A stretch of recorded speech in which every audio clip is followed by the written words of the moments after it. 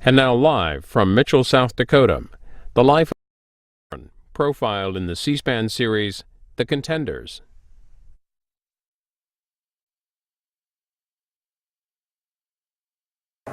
In 1968, many Americans thought they were voting to bring our sons home from Vietnam in peace. And since then, 20,000 of our sons have come home in coffins. I have no secret plan for peace. I have a public plan.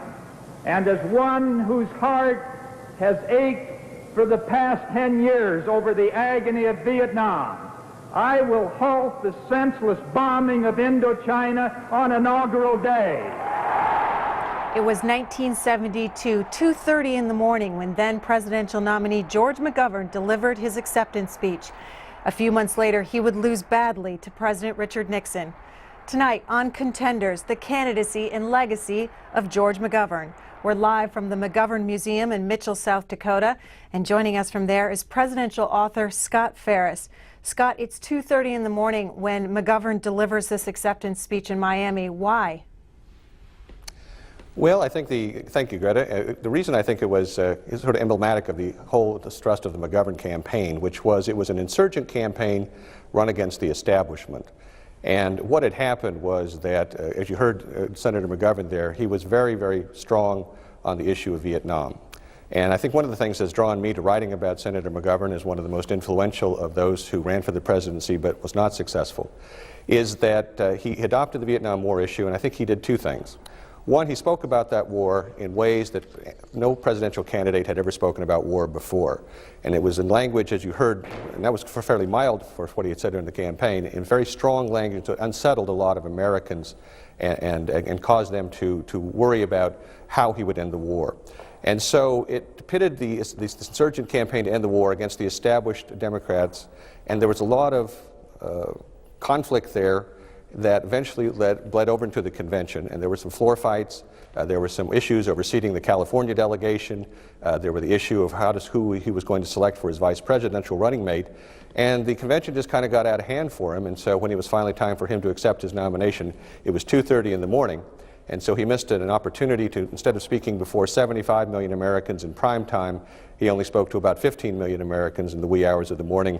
And if either those, as he later joked, those were either insomniacs or people who fell asleep in front of the TV set.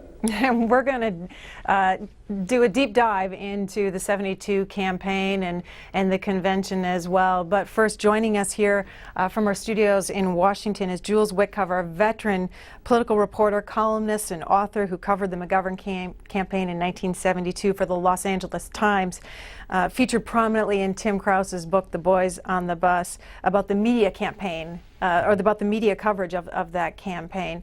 So, Mr. Wickover, tell us, what is the atmosphere at the convention in 1972? Exhaustion. Exhaustion. One of the reasons that McGovern gave this speech so late was that fights continued to go on over various issues of the platform, including obviously the war in Vietnam, even though the platform had been adopted. And it actually played out also the next morning when the staff met to choose a vice president, or to decide who should be asked to be vice president.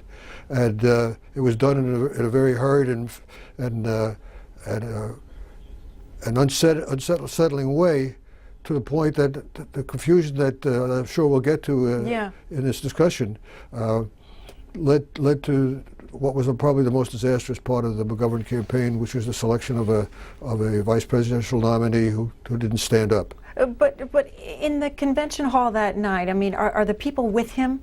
Are they still there? It's 2:30 in the morning. Oh yeah, because you know the McGovern followers at the convention, many of them had never been to a convention before, because as a result of new rules in selection of delegates, importantly initiated and developed by McGovern himself on a commission.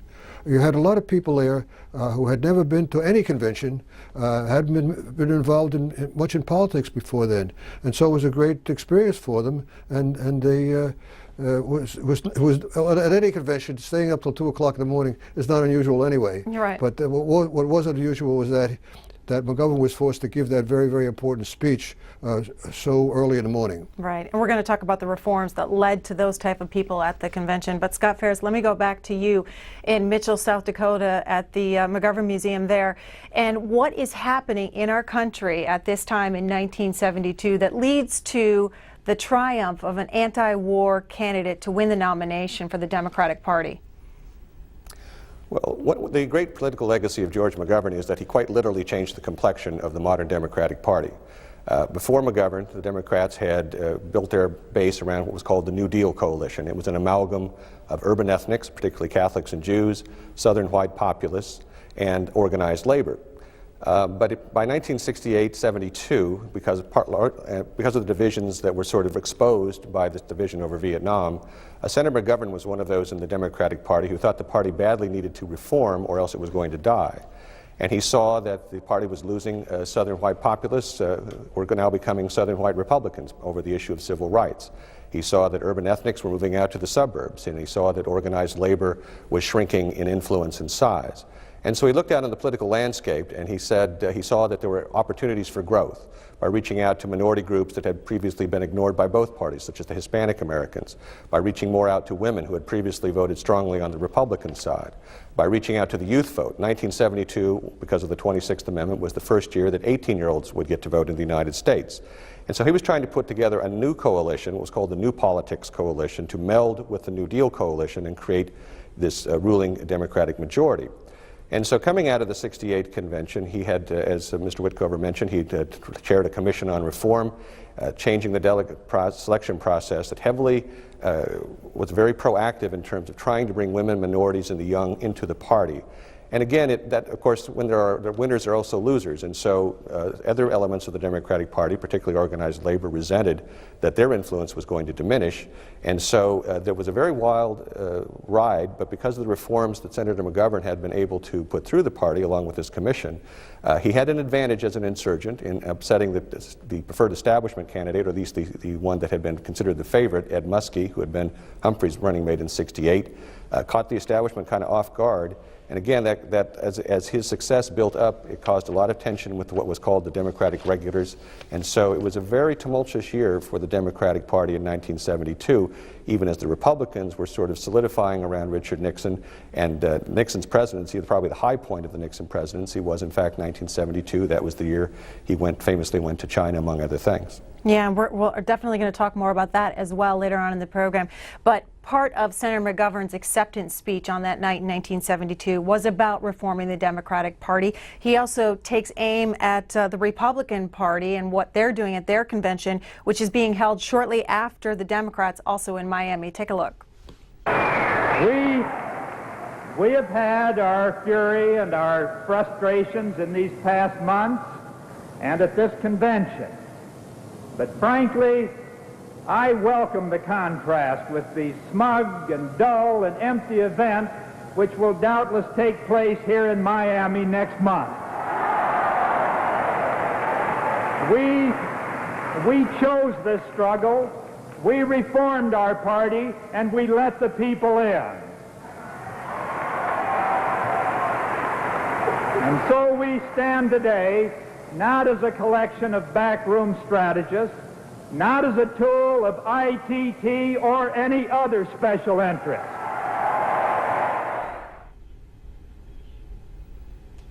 Scott Ferris, it's George McGovern, 1972, saying, "We let the people in." Take us back to that, to the 1968 convention when Hubert Humphrey gets the nomination, and draw a clear connection for our viewers between the 68 convention and McGovern winning then in 1972.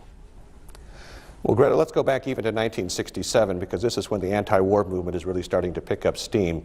And they're very, very frustrated that President Lyndon Johnson is maintaining the course in Vietnam, continues to believe that America can achieve a outright military victory in Vietnam.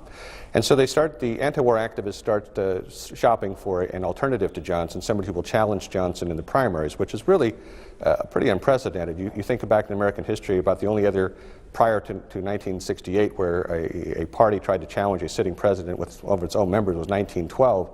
When you had a former president, Theodore Roosevelt, challenging a sitting president. Even a former president couldn't knock off a sitting president for the nomination. But they wanted to pressure Johnson to try to quickly end the war and de-escalate in Vietnam. They searched for a number of people. They approached Senator McGovern. He declined, but Senator McCarthy of Minnesota decided to run as an anti-war candidate. When he entered the New Hampshire primary in 1968, he surprised the political world by having a very strong showing against President Johnson. He didn't win, but he got enough of the vote that it made Johnson aware that he was going to have a very tough time winning renomination, and so Johnson decided to withdraw from the race. In the meantime, Senator Robert Kennedy, President Kennedy's brother, also had entered the presidential contest, and they were both going after it, and of course Vice President Hubert Humphrey decided to enter to carry the standard for the Johnson administration, and at that point Vice President Humphrey still supported the war policies of President Johnson. It was again what outraged, of course, Senator Kennedy, of course, was assassinated in June, and so that really left only Senator McCarthy to sort of be the insurgent candidate. Senator Kennedy's followers urged Senator McGovern to enter what was basically a token candidacy towards the end. There was a lot of bad blood between the Kennedy and McCarthy forces, and so McGovern did run a token presidency. But ultimately the nomination went to Hubert Humphrey, which infuriated the reformers in the anti-war movement because not only had Senator Humphrey not won a single primary, he hadn't even entered a single primary. And so it was evidence to the reformers and to the anti-war insurgents that the Democratic Party was still being run by the big city political bosses, by the political machines, and they wanted to have the process more open, to have underrepresented constituencies like women, like minorities, like the young, brought into the process. They wanted the entire process opened up so it wasn't in caucuses that sometimes were held almost secretly in people's homes, but were widely advertised where anyone could participate. So it was the disillusionment with how Hubert Humphrey was selected in 1968 that put pressure on the Democratic Party to reform. Senator Humphrey, or Vice President Humphrey, in trying to appease the insurgents, decided to form this commission that we'll talk about a little bit more to suggest reforms to the party. But that was the background. It was really the Humphrey nomination that really outraged the reformers and demanded and caused them to demand fundamental change. Okay, and let's stick to the '68 convention. Jules Wickover, you're covering it. What's the mood like at the '68 convention? What's happening in the hall and outside? Well, again, it was chaos. It was a much more tumultuous convention than the '72 convention because the party itself was so divided over the war and personalities. That's the year in which there were riots in the streets of Chicago that the police department repressed to the point where it was called a police riot. There was a big fight over a Vietnam plank that the anti-war forces lost, but generated tremendous heat, and it continued through the convention, and even after the nomination of Humphrey. I remember I was there. I remember Humphrey was a very sad figure in his own supposedly celebratory moment.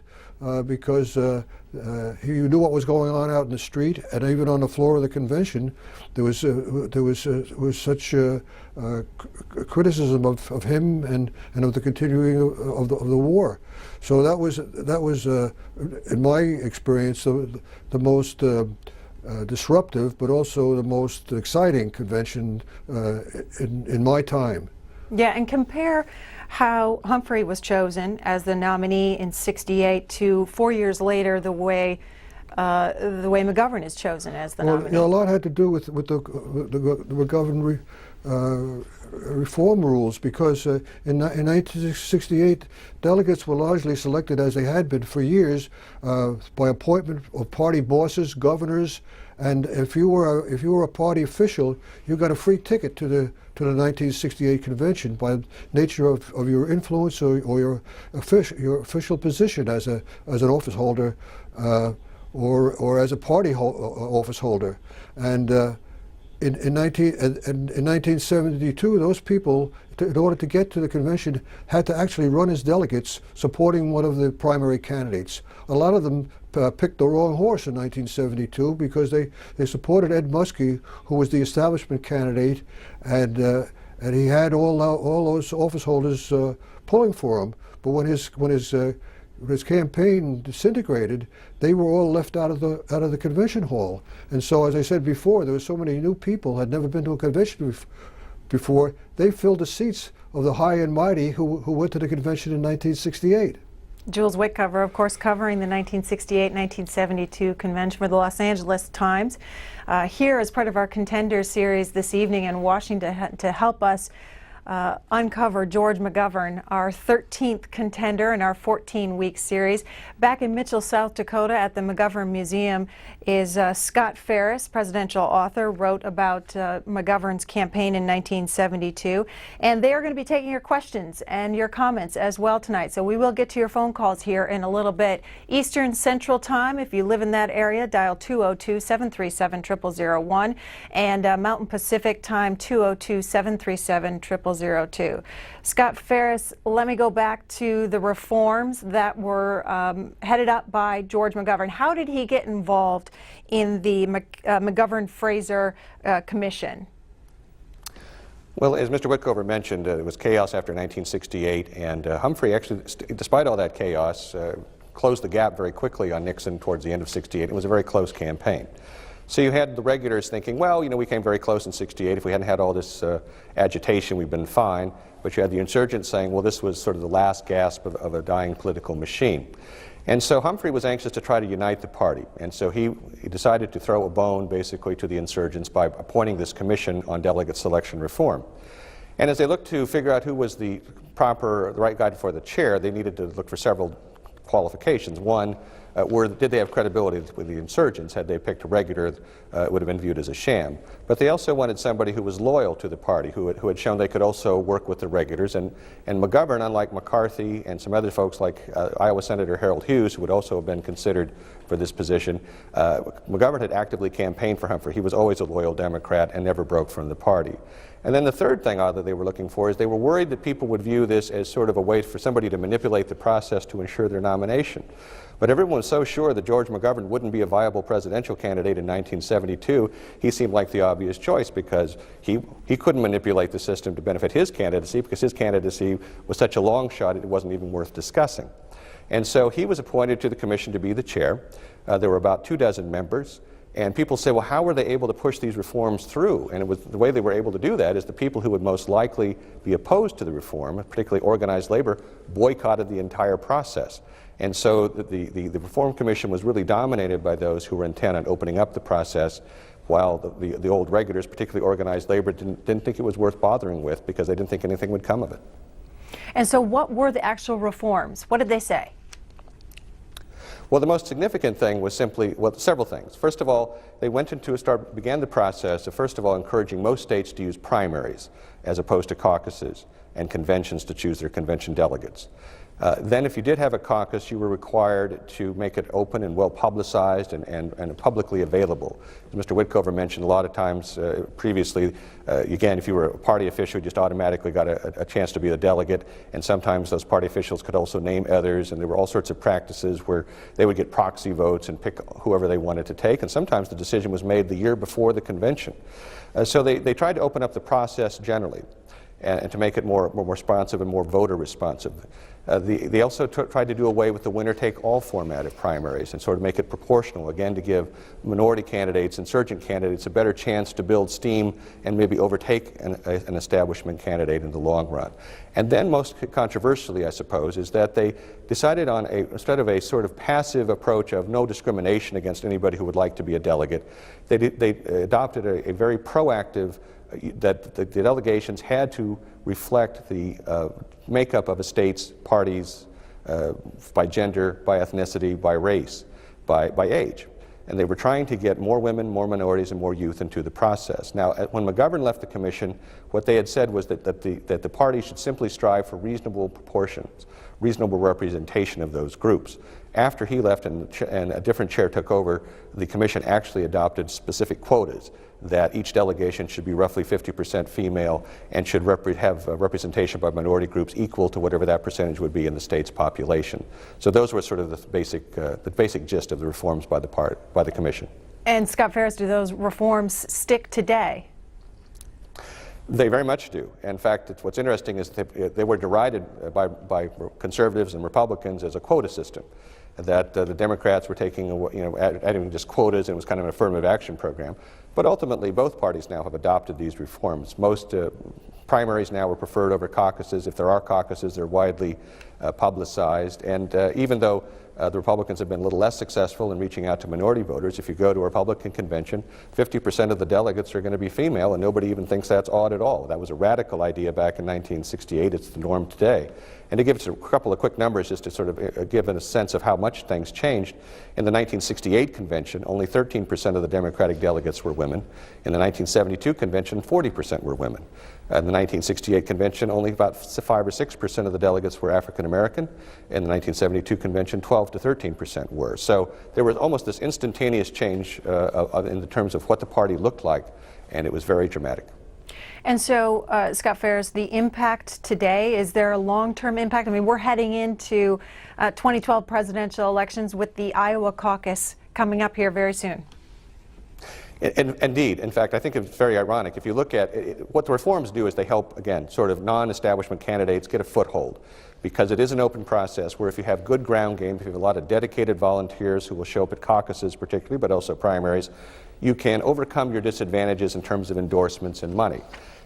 As the Republicans have followed suit, now I think President Obama doesn't look like he's going to get a challenger in the 2012 Democratic process, but in the 2012 Republican process, this year is probably, I believe it's the first year that the Republicans will have no winner-take-all primaries on their side of the ledger. And so if an, quote, an insurgent candidate, as sort of Newt Gingrich is in sort of filling that role this year, is able to get a leg up over the, quote, the establishment candidate, who has, I think, been Mitt Romney, has been sort of fulfilling that role. The irony is that Newt Gingrich is benefiting from reforms first initiated by George McGovern back in 1972. But these reforms of broadening participation certainly have stayed with us and involve both parties, not just the Democrats. All right. Former Colorado Senator and presidential candidate Gary Hart was George McGovern's 1972 campaign manager. Here's what he had to say about the senator's Democratic primary reform efforts. I think the history of his life will show that he helped save the Democratic Party in the period between 1968 and 72, not simply by chairing the McGovern Reform Commission, but by his insistence on the Democratic Party once again truly becoming a Democratic Party. Because of his efforts and the efforts of many of you, the convention in 1972, as interesting, shall we say, as it was, helped save the Democratic Party and helped open the doors for young people, for women, for minorities, for people who had up to that time been shut out. Now, it's fashionable, I know, for people to say there's really not much difference between the two parties, but there really is. And there is a necessity for a Democratic Party, and the kind of Democratic Party George McGovern envisioned and helped create. Jules Wickover, what's your reaction to seeing Gary Hart talk about the reforms?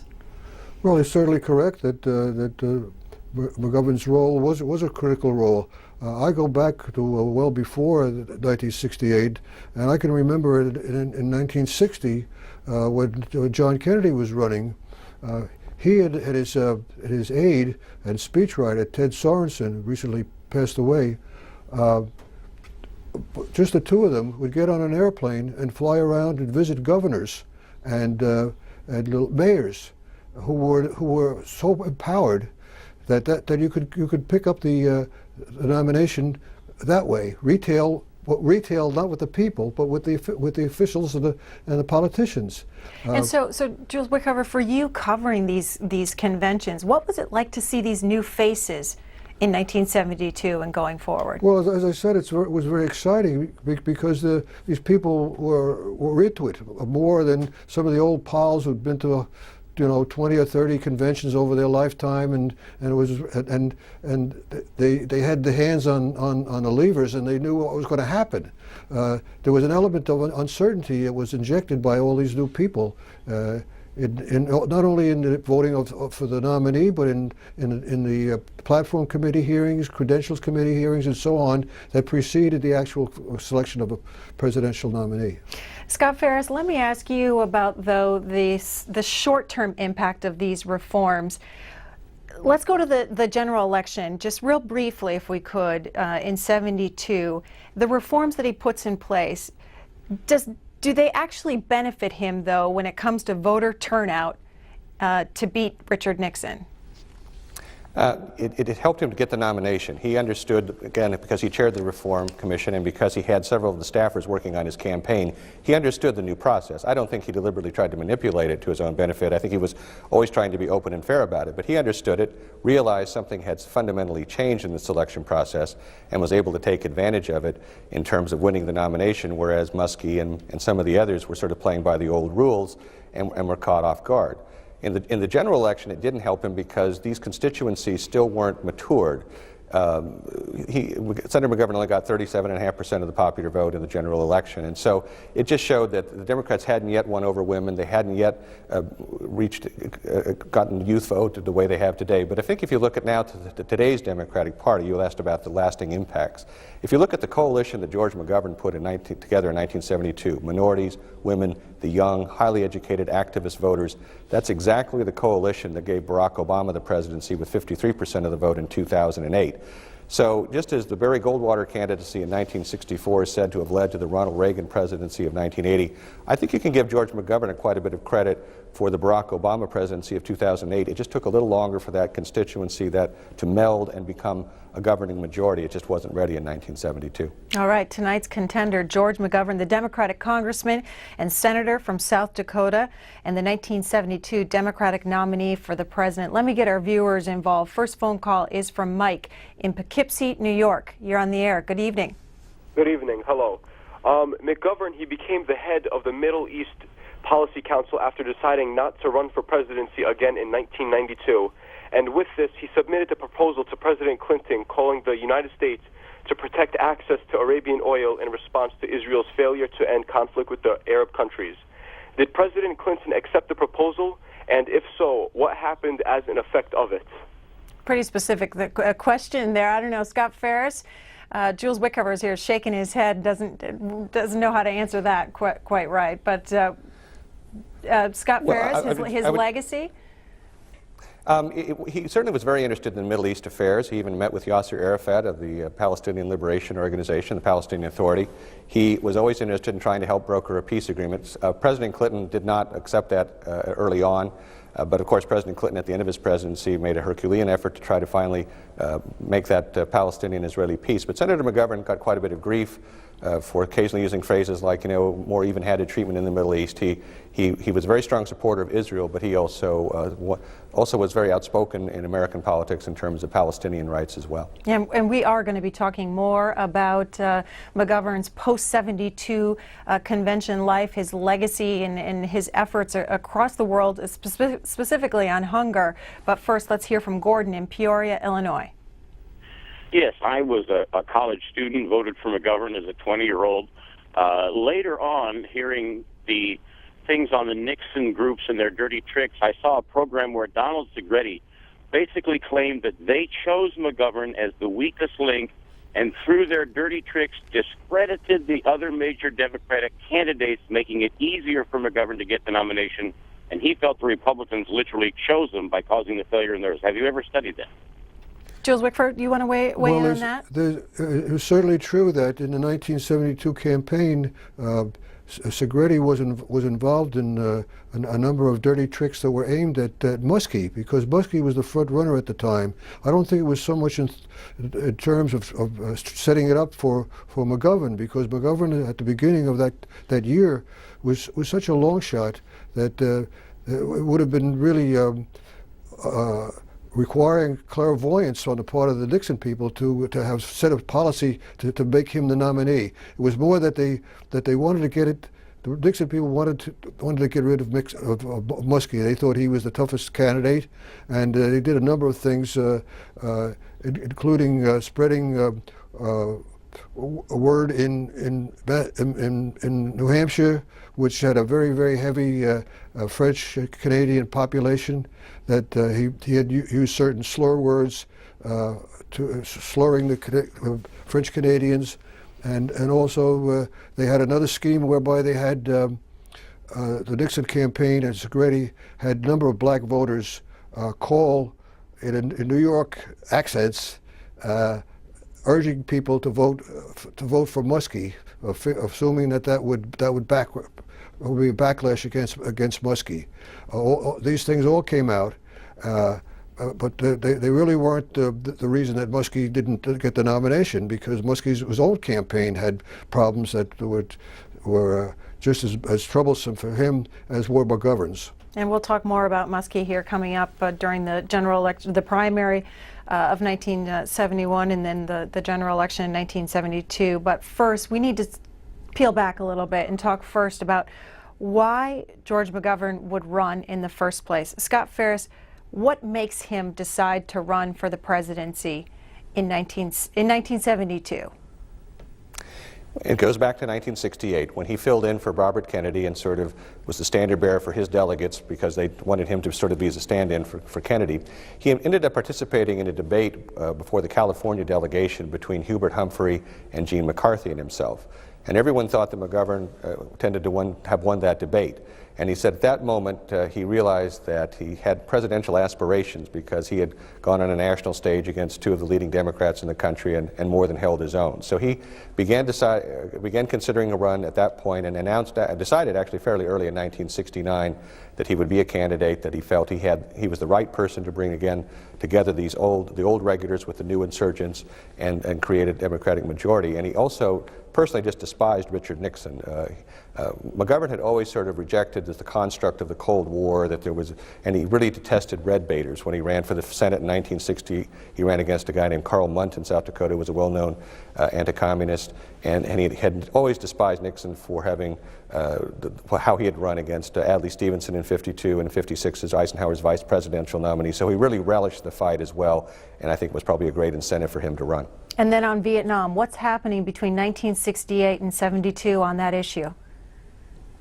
Well, of course, Nixon had said in 1968 he had, quote, a secret plan to end the war in Vietnam, and that turned out to be in '69 and '70 actually escalating the war, most famously early in 1970 by having U.S. troops invade Cambodia to try to disrupt supply lines from North Vietnam to the Viet Cong in the south. So early in the Nixon presidency, the war was escalating and seemed to be expanding, not winding down. And of course, this really outraged the anti-war movement and gave McGovern even greater impetus to want to run against Nixon in the campaign. Of course, later, as again closer to the election, Nixon understood that he needed to start disengaging American troops and going through the process he called Vietnamization of the war, so that by 1972 there were only a couple 100,000 combat troops left in Vietnam at that point. But as McGovern was making the decision to run, he thought Nixon was escalating the war, not winding it down. And Jules Wickover, in 1971, the Pentagon Papers are first published. What's the impact of this?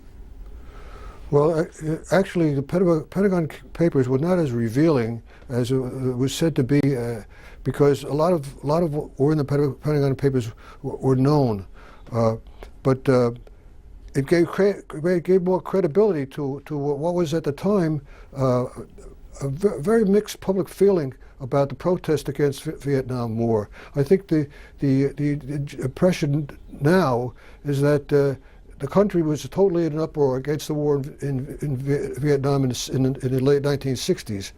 It really wasn't. It was very much split.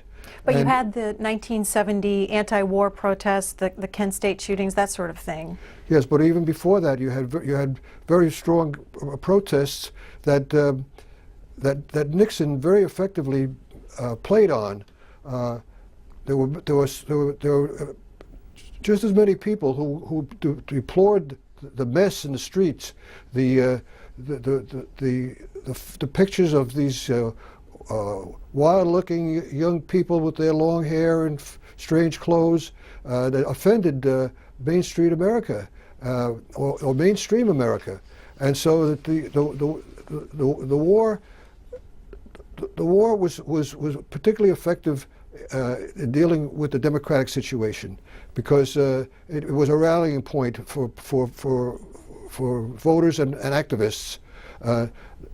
But Nixon also made great use of the reaction to the war by making very slanderous remarks about the people who demonstrated and so on, and he ran in '68 and again in '72 on basically a law and order agenda.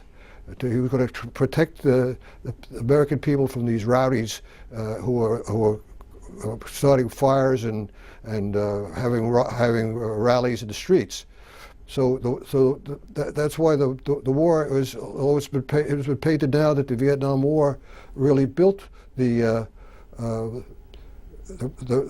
protest, and it did do that, but also solidified opposition to the war to the advantage of Richard Nixon. And so, Scott Ferris, all of this and the impact of the war on McGovern, what does it do? Well, I think it caused him to lose his perspective a little bit, to be honest. I think going back to what I started out with, he was so horrified by the war and thought it was such a terrible mistake, and he had made several trips to Vietnam, and he'd seen soldiers who had lost limbs and been crippled for life, as well as the tens of thousands who had died. And so he spoke again about the war in terms that were very, very strong and harsh and uncompromising. He gave a famous speech before the U.S. Senate in 1970 in which he said, "This chamber reeks of blood."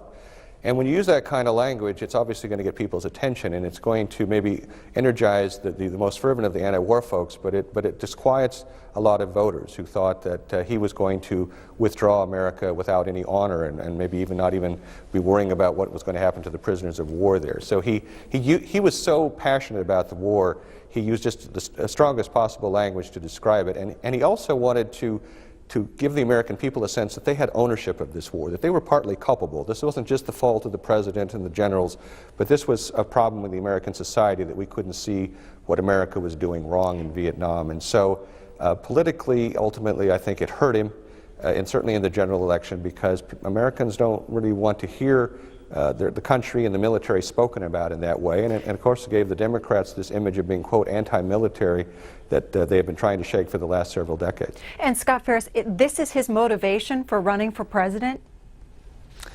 Absolutely. His desire to end the war is absolutely the very most important thing to him. When he did lose, he said, you know, I feel so strongly about this war, I would say this: if we brought peace one day closer, then every bone-crushing hour of this campaign was worth it. He just felt extremely passionately that this was the wrong war. And what was ironic, of course, and we'll talk about this in a moment, he was a war hero himself. He had served in World War II as a bomber pilot. He was no pacifist, but he just felt Vietnam was a terrible mistake.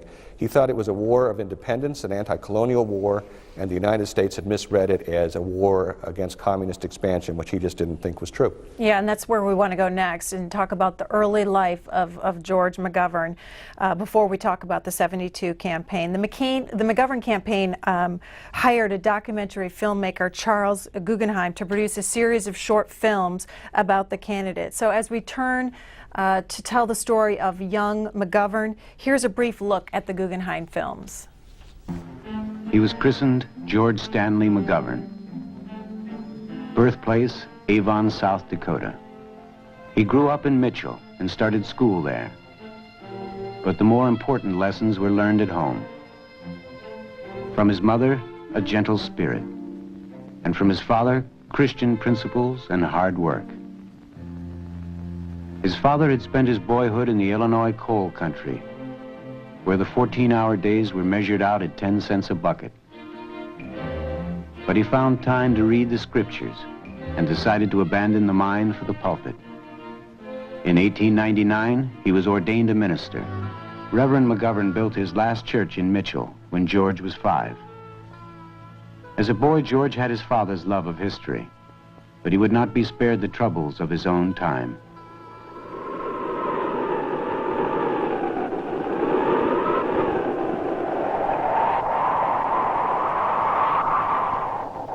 The memory would remain with him all his life. Scott Ferris back in Mitchell, South Dakota at the McGovern Museum. Tell us about George McGovern. What, through his life, starting early on, influences him, defines him? Well, first of all, I think it's extremely important, again, to recall that his father was a minister in the Wesleyan Methodist denomination, which is a very strict, fairly fundamentalist sect of Methodism. It was a sect that discouraged, for example, drinking and dancing and going to movies. And so what George McGovern got from his father was a very, very strong sense of what's right and what's wrong, to the point that he's often been accused, I think, of being not really moral, but moralistic, and even sometimes a little bit self-righteous. So he got that from his father very, very strongly, and this notion, first of all, that there's right and wrong, and also the notion of doing good. He read a lot about the social gospel, which was about how you do apply Christianity to public affairs so that you feed the hungry, etc. He also was a very shy child, which later would influence him, because he had some teachers who at first thought he was just perhaps even had a learning disability and was kind of slow. And so, but a couple of teachers realized he was in fact a very intelligent lad, just very shy, and so they forced him to read aloud in class and to do more things in public. And then when he got to high school, he had a very influential teacher, a guy named Bob Pearson, I believe was his name, who was the history and the social studies teacher, as well as the debate coach. And he convinced George McGovern to go out for debate, and it turned out McGovern was an exceptional debater. He won a number of state meets and won a scholarship here to Dakota Wesleyan as a debater. And at Dakota Wesleyan, he and his team won some national competitions. So that early childhood really formed him in terms of becoming a public figure who cared a lot about, who's a good communicator, a good speaker, made good arguments, but who cared also about moral principles and public policy. And then World War II. Yes, he had another teacher, oddly enough, who had an influence in a different way in World War II. He had a gym teacher who one time directed McGovern to jump over a vaulting horse, and McGovern said he ran up to the vaulting horse and he just couldn't bring himself to do this somersault, and the coach and the PE teacher said, "Your problem, George, is you're a physical coward." And that really stung McGovern, and he thought about it apparently for a number of years, because he said when he was at Dakota Wesleyan, a classmate came up to him and said, "I'd like you to take flying lessons. If I get 10 guys together, we can get a discount on the flying lessons." And McGovern said he was afraid of flying, but he remembered what this gym teacher had said several years before and decided to take the pilot lessons and became a certified pilot. So when Japan bombed Pearl Harbor, McGovern and his friends drove down to Omaha and enlisted in the Army Air Corps. And he became a pilot of the B-24 bombers. He was stationed in Italy.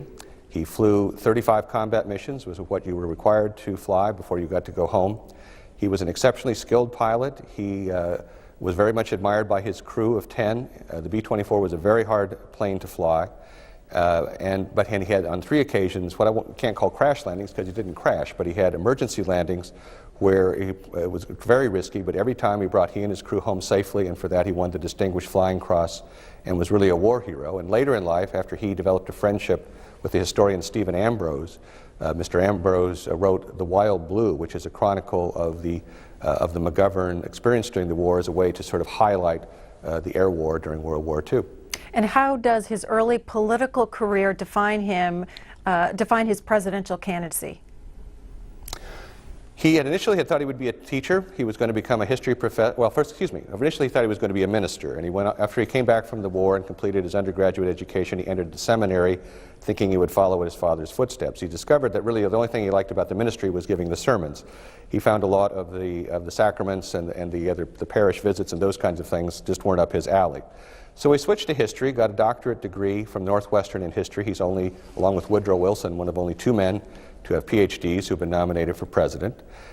He had some professors at Northwestern who gave him some background in regard especially to Eastern Europe that led him to believe, as I said, that the Cold War construct was all wrong, that the Soviet Union wasn't attempting world domination, but was simply protecting the traditional sphere of influence that it had also done when it was Imperial Russia.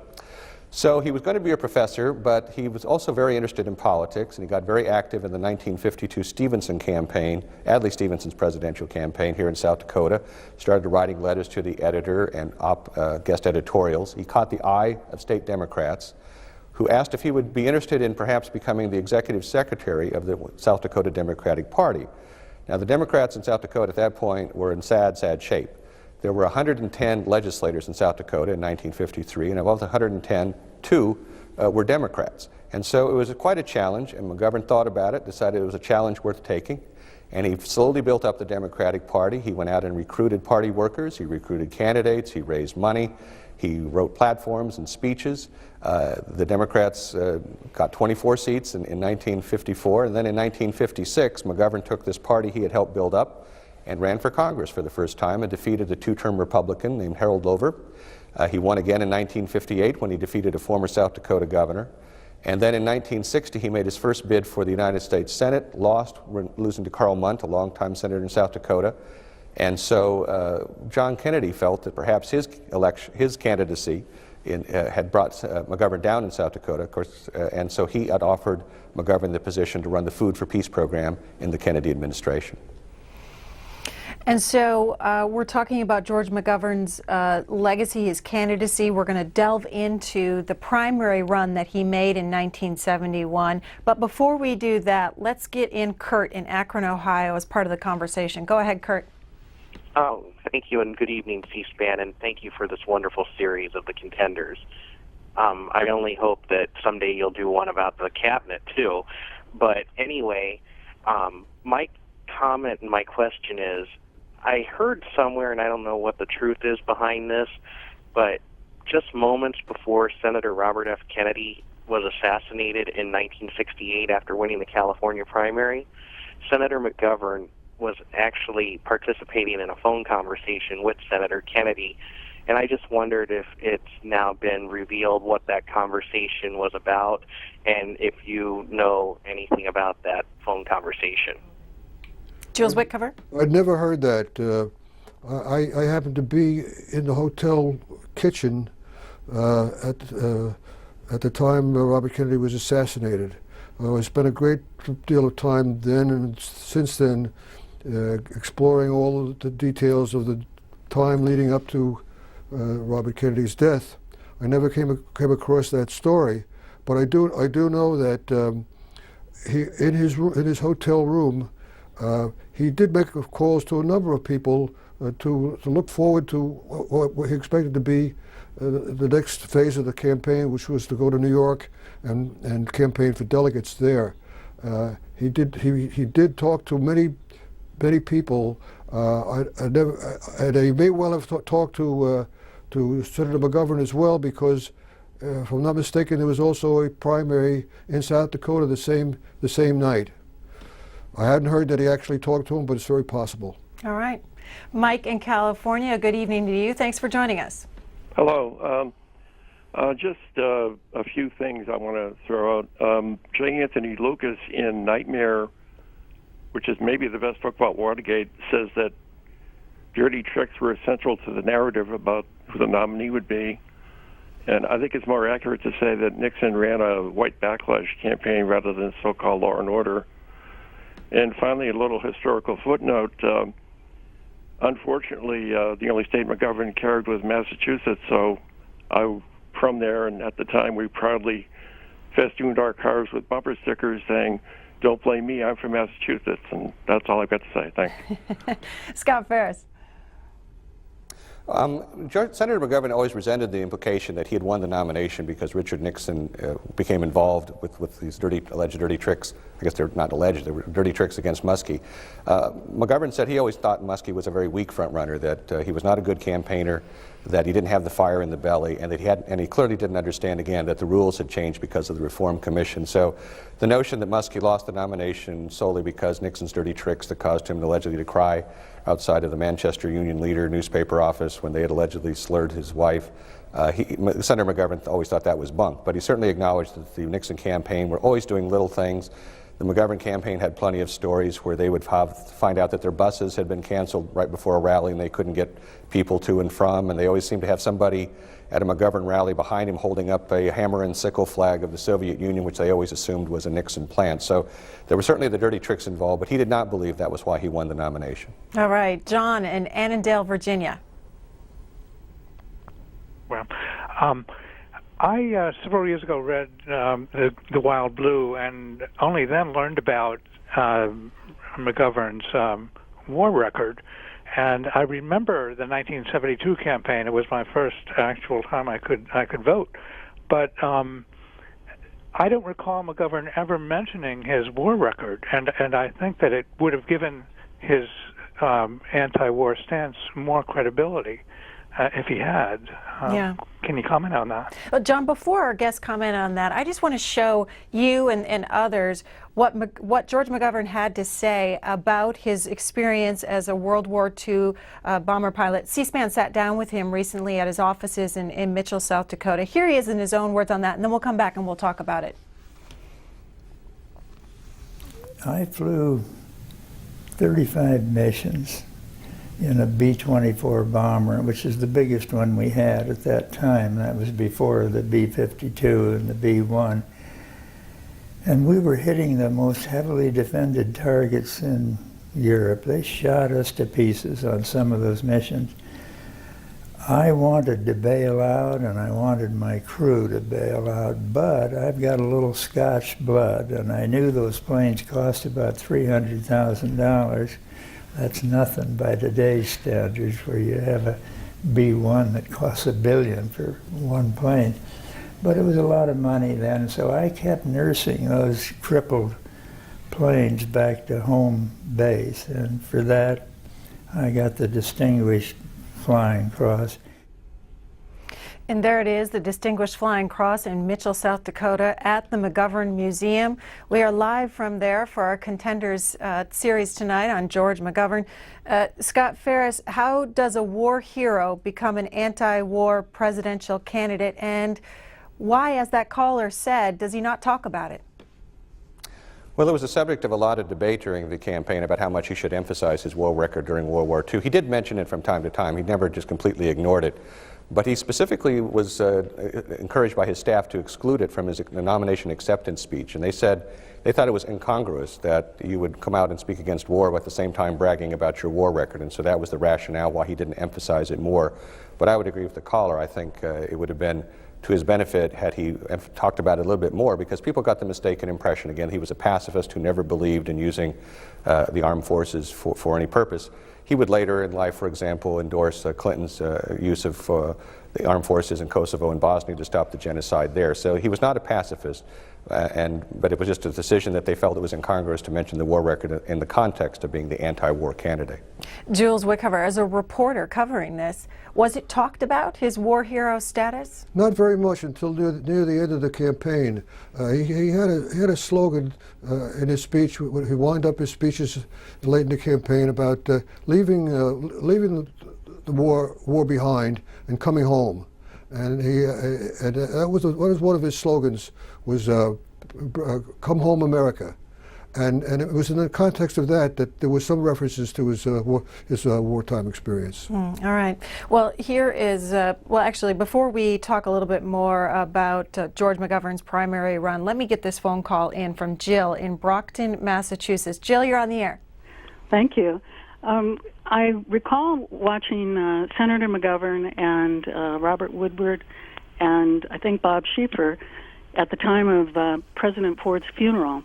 And they were interviewing Senator McGovern and talking about it and his friendship with President Ford. And he said, well, in the end, that he had voted for Ford in '76. And he said he discussed it with his family afterwards, and he found they had all done that as well. And I about fell off my chair because I'm a strong Democrat, and so I wondered if that has come into the mix of information about Senator McGovern ever. Scott Ferris? Well, he did have great affection for Gerald Ford. I don't know that he actually voted for him, but he had some problems with President Carter. A couple of reasons. President Carter had not been very supportive of him back in 1972. And then, even though President Carter kind of basically borrowed the McGovern strategy of 72 to get his nomination in 76. And also, I think also he was a little hurt. The magnitude of Senator McGovern's loss meant that he was kind of a bit of a pariah in Democratic circles. He wasn't given a starring role at the next convention. And I'm sure there was some hurt feelings there. I don't know that he voted for President Ford, but he worked with a number of Republicans. He and Bob Dole have partnered now for almost an entire lifetime on the issue of ending hunger in the world. So he certainly was capable of working across the aisle. He wasn't an ideologue who never worked in a bipartisan manner.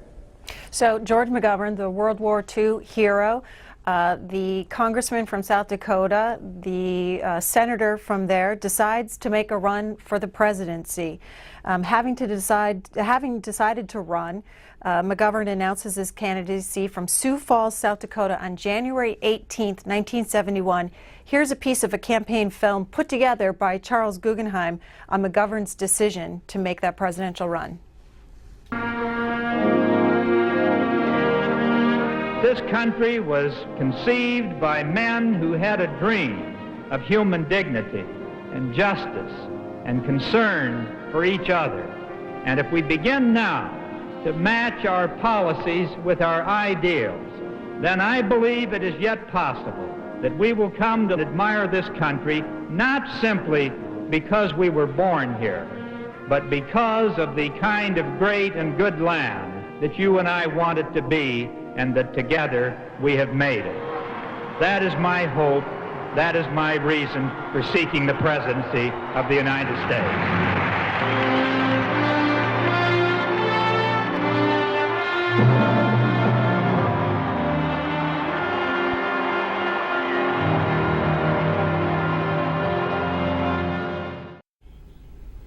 And Jules Wickover, what is McGovern's chances heading into the primary in 1971? Considered very slim. He was not a really dynamic personality. He was a very calm man, very soft-spoken, lacked fire really, except when he talked about the war in Vietnam. Was he considered dull? Some considered him dull, but his gentleness and his niceness sometimes was ridiculed, but they were genuine. And when he ran in the first primaries, he was regarded basically as a weak replacement of Robert Kennedy, because Robert Kennedy as a candidate was so dynamic, and it was also because Buskey was considered almost a certainty to be the nominee at that time. He had been very impressive as Humphrey's nominee in 1968. He was also a rather soft-spoken man most of the time, but he also had a terrible temper that sometimes came through, which that seldom happened with George McGovern. So who else is running, and how do they compare to George McGovern? As I recall, there was other senators, Birch Bayh, and Fred Harris of Oklahoma, but they were all bunched up together, and it was considered Muskie's nomination to lose. And some of the things that happened in New Hampshire that your other guest mentions, including appearing to cry in a furious moment outside the local newspaper for things that had been printed about his wife. There was some dispute about whether he actually was crying or not, and because it was snowing at the time, and Muskie himself, to me, denied very strenuously that he wasn't crying, but nevertheless that was the impression. And but there were other reasons that his candidacy collapsed or began to collapse in New Hampshire, because one of the big ones was his position on Vietnam. He couldn't make up his mind where he stood on Vietnam, whereas McGovern left no doubt whatever where he stood on the war. And another point I should make is that McGovern was genuinely against the war, but he was belittled very often as a peace stick, as the expression went in those days, and so although he was revered by the people who were against the war in Vietnam, as I said before, there were so many other people who didn't see it that way, and they would never dream of voting for George McGovern. Charles Guggenheim filmed part of what he filmed during the campaign, included the senator speaking to a group of Vietnam veterans, Vietnam War veterans at a hospital. Here's a little bit of that conversation. You love the country, there's no question about that, and yet you're about halfway mad at it too, aren't you? Believe me, when you lose the control of your bowel, your bladder, your sterility, you'll never father a child. When your possibility of you ever walking again is cut off for the rest of your life, you're 23 years old, you don't want to be a burden on your family, you know where you go from here? To a nursing home, and you stay there till you rot. Why isn't there places like this that the government could set up? Nobody thinks of a disabled veteran or a disabled anybody but another disabled person. No. If you fall out of your wheelchair, you know who's the first one to come to try to give you some help? A guy in a wheelchair, not somebody that's walking. I think that one of the most unconscionable facts in this country today is what you've just said, that there are people who are desperately in need of help that can't qualify for it under the present system. To stay alive. That's right. I love the United States, but I love it enough so I want to see some changes made. The American people want to believe in their government. They want to believe in their country.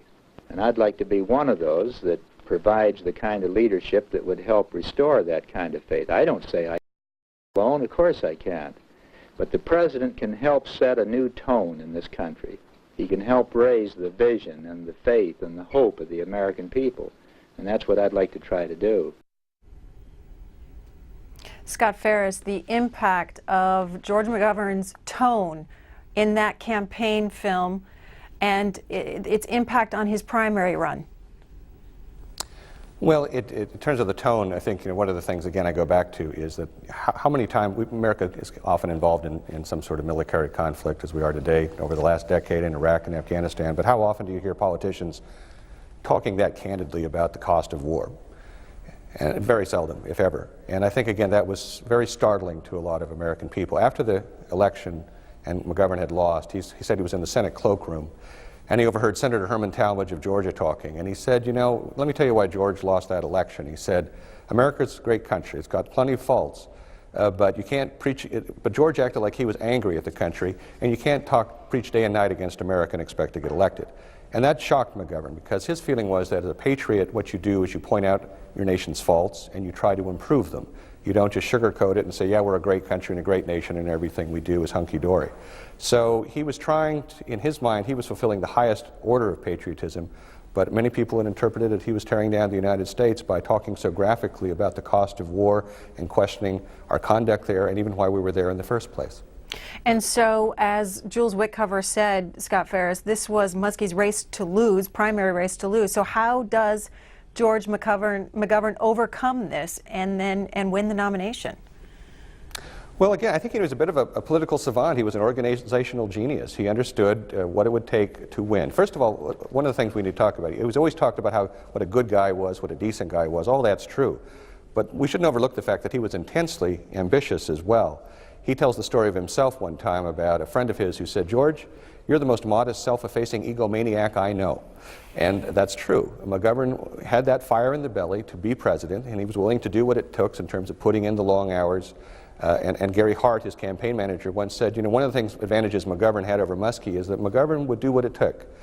He would go for the jugular if that's what he needed to do to win the nomination and the election. So he worked very hard, but he had a concept of how to win that involved, again, all these activists, these insurgents who would organize, who would flood these early caucus states, these early primary states, and sort of get him out of the lower depths of the candidacies where he was polling only at 1 or 3% at the beginning of the campaign.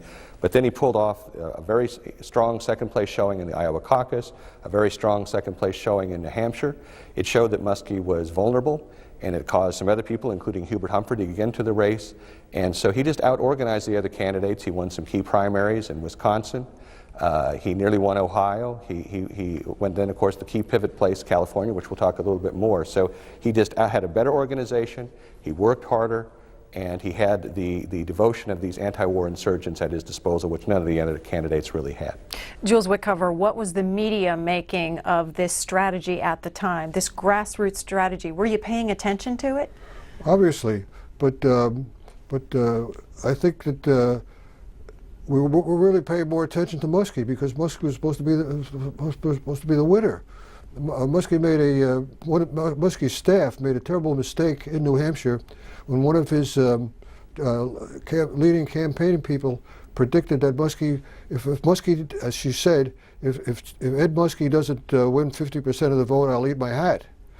He won 46% of the vote, but against that prediction, it was written really that McGovern was essentially the winner of the New Hampshire primary, and Muskie didn't recover from that.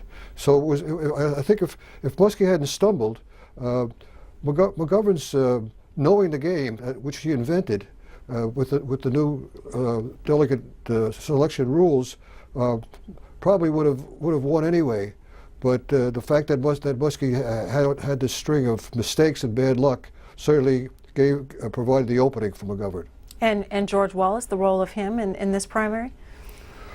Wallace was a spoiler, or tried to be a spoiler, and he damaged Muskie in Florida, because Wallace won the Florida primary, and Muskie, if I'm not mistaken, finished 4th. And that was kind of the last nail in Muskie's coffin, and another thing that opened up the way for McGovern. So, Scott Ferris, Muskie stumbled, but did McGovern make any mistakes in this primary?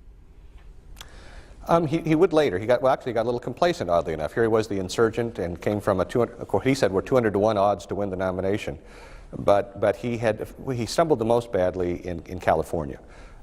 He came into California. He was riding again all these sudden victories, and it was down to he and Hubert Humphrey, really, because Muskie had dropped out, Scoop Jackson had dropped out, John Lindsay, all these other candidates that Mr. Wickover had mentioned as well. And it came down to the California primary, and suddenly they were fat and happy, and so they didn't work quite as hard, and they kind of took Humphrey for granted. And I think the news media, too, they like underdogs. That was one reason McGovern got a lot of positive press early on, as people kind of always admire somebody who's scrapping from behind. And so now Humphrey was that underdog, and he started getting sort of the positive press. And so they misplayed the same expectations game that Muskie lost in New Hampshire. McGovern lost in California. Everyone assumed he was going to win in a blowout in California. It turned out to be very close, and it was kind of the last big bump in the road that nearly derailed his nomination. Yeah, we're going to get into that a little bit more, but I want to first talk about dirty tricks, because a couple of callers have brought that up. Jules Wickover, what's happening in the campaign? What are some of the dirty tricks that's happening? Well, most of the dirty tricks that counted were in New Hampshire. We've already talked about the things that were done to Muskie, but throughout the campaign, the dirty tricks were integral to the Nixon strategy. Not simply because they were afraid of Muskie, but that is the way they did business. The whole Watergate break-in was a manifestation of their desire not only to win but to destroy. The whole campaign, which was really personified by Nixon himself, was to just decimate the opposition, not take any chances, and it led to the excesses that we saw soon after in the Watergate break-in. Well, let's stick to McGovern in the primary. Scott Ferris, I mean, where does this tagline of amnesty, acid, and abortion come from? Explain what it is. Where does it come from? Well, remarkably, it came from his future running mate, Thomas Eagleton, at least according to Bob Novak in his memoirs, which were published posthumously just a little while ago. Allegedly, Eagleton was the first one when people were saying, well, does McGovern have a chance? And Eagleton allegedly told Novak on background, well, no, he can't possibly. He's the guy who favors abortion, amnesty, and legalization of marijuana. And that later got changed to acid just for the alliterative value, I guess. So that was kind of painted on McGovern, though it was really unfair. First of all, he didn't support legalization of marijuana. In fact, he would say he would go to college campuses and he would say, well, you've heard I'm the candidate who's supposed to legalize pot, and the college audiences would go wild and applaud, and he said, well, that's not true, I really don't. I just think we shouldn't have jail penalties for marijuana possession, and the crowd would sit on their hands. In terms of amnesty, he actually only favored a very limited amnesty. He didn't favor it for deserters. He did favor it for people who were conscientious objectors and some of those who evaded the draft in other ways. And on abortion, he actually really displeased his feminist supporters by believing that abortion should remain a decision made at the state level and not at the federal level. Had he been asked about Roe v. Wade during that campaign in 1972, he would have opposed the basic construct of Roe v. Wade, which was a federal matter. So it was none of those labels really applied to him, but they sort of, as Mr. Wickover mentioned, sort of captured the whole peacenik hippie image that people were trying to put, his opponents were trying to put on McGovern. But you know, I wouldn't categorize that line of acid amnesty and abortion as a dirty trick. That is just so commonplace in politics, has always been, and particularly more so now. But when we talk about dirty tricks, we're talking about active actions taken by one side to sabotage the other side. Right, right. Well, what at the time when you heard that tagline covering the primary, what did you make of it? Not much. Not much. No. You didn't write about it? It wasn't. I don't remember whether I wrote about it, but I would have not. There's no reason I wouldn't write about it, but I wouldn't have put it in the category of being a dirty trick. It was just the sort of mudslinging that would go on both sides, back and forth, and always has been done, and probably will continue to do. All right. William, in Pennsylvania, you're on the air with our two guests. We're talking about George McGovern, our 13th contender here in our 14-week series. Go ahead. I was a 17-year-old college student at the time and volunteered for the McGovern campaign then, but I was not able to vote in that election. But my question is, the break-in of the Democratic headquarters at the Watergate did not appear to be exploited and denounced that much by the McGovern campaign at the time. Why was there so much caution with the campaign not to denounce the break-in? It seems to me that the sinister aspects of just a break-in may have been a factor, a very effective factor and reason for people not to re-elect Nixon. And I'd like to conclude lastly that Mr. McGovern appears to be the only living contender who is available, and I was wondering if he was invited to participate in your program tonight.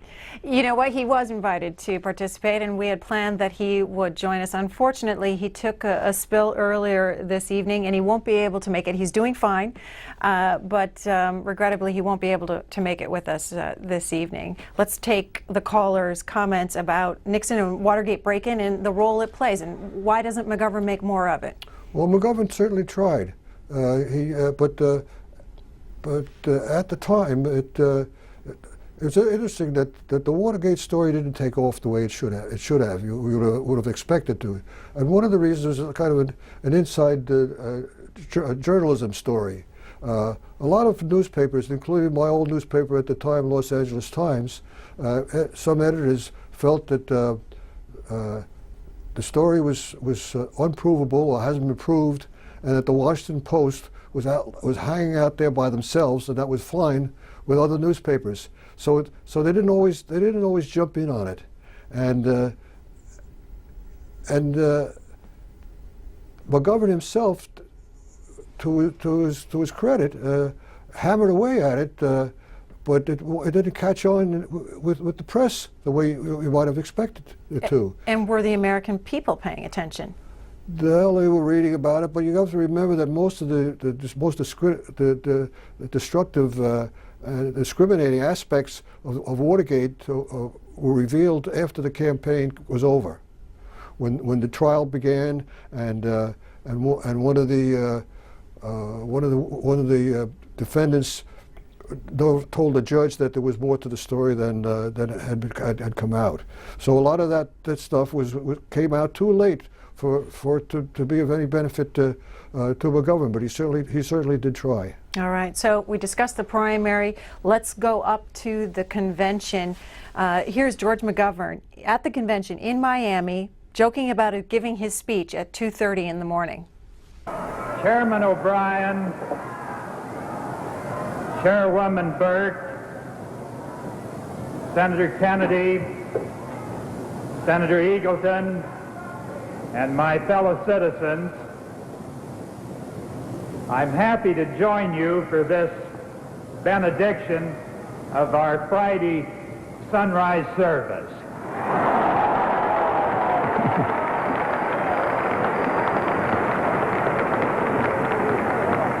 I assume that everyone here is impressed with my control of this convention, in that my choice for vice president was challenged by only 39 other nominees.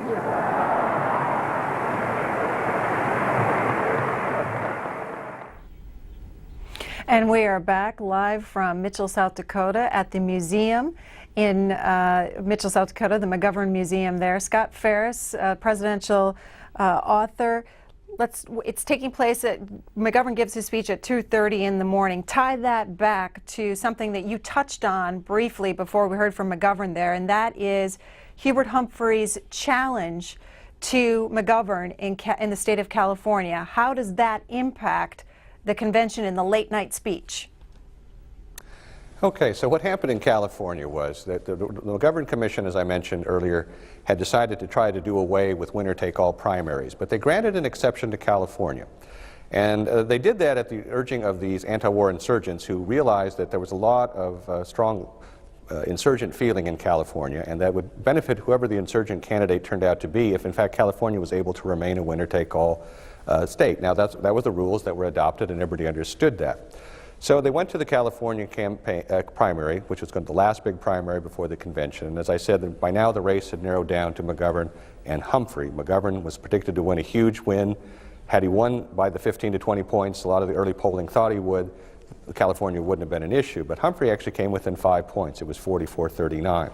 And at that point, Humphrey then said, well, you know, why should California be winner-take-all? The commission had talked about proportional displacement of delegates. Why should California be so different? I should get roughly half the delegates out of California because he's trying to stop McGovern. Now, one of the interesting sidelights here is that Humphrey and McGovern were, of course, very good friends and next-door neighbors. They were both came from Midwestern states. In fact, Humphrey had actually been born in South Dakota before moving to Minnesota, both history professors. They had a lot in common. And McGovern was shocked that Humphrey was going to such lengths to challenge the results in California, because even that would not have probably denied McGovern the nomination. He'd already locked up a lot of other delegates from the caucus states. So this went all the way to the convention floor, where Humphrey had proposed an alternative delegation that were half Humphrey supporters, half McGovern supporters. And of course, McGovern was trying to beat that back because he wanted a first ballot victory. And it wasn't resolved until the Wednesday of the convention. The Tuesday of the convention, and Wednesday was the day that McGovern was supposed to submit his vice presidential nominee. And as Mr. Whitcover's already mentioned, people were just exhausted. They've been up all night. They've been having this terrible floor fight over this delegate question out of California.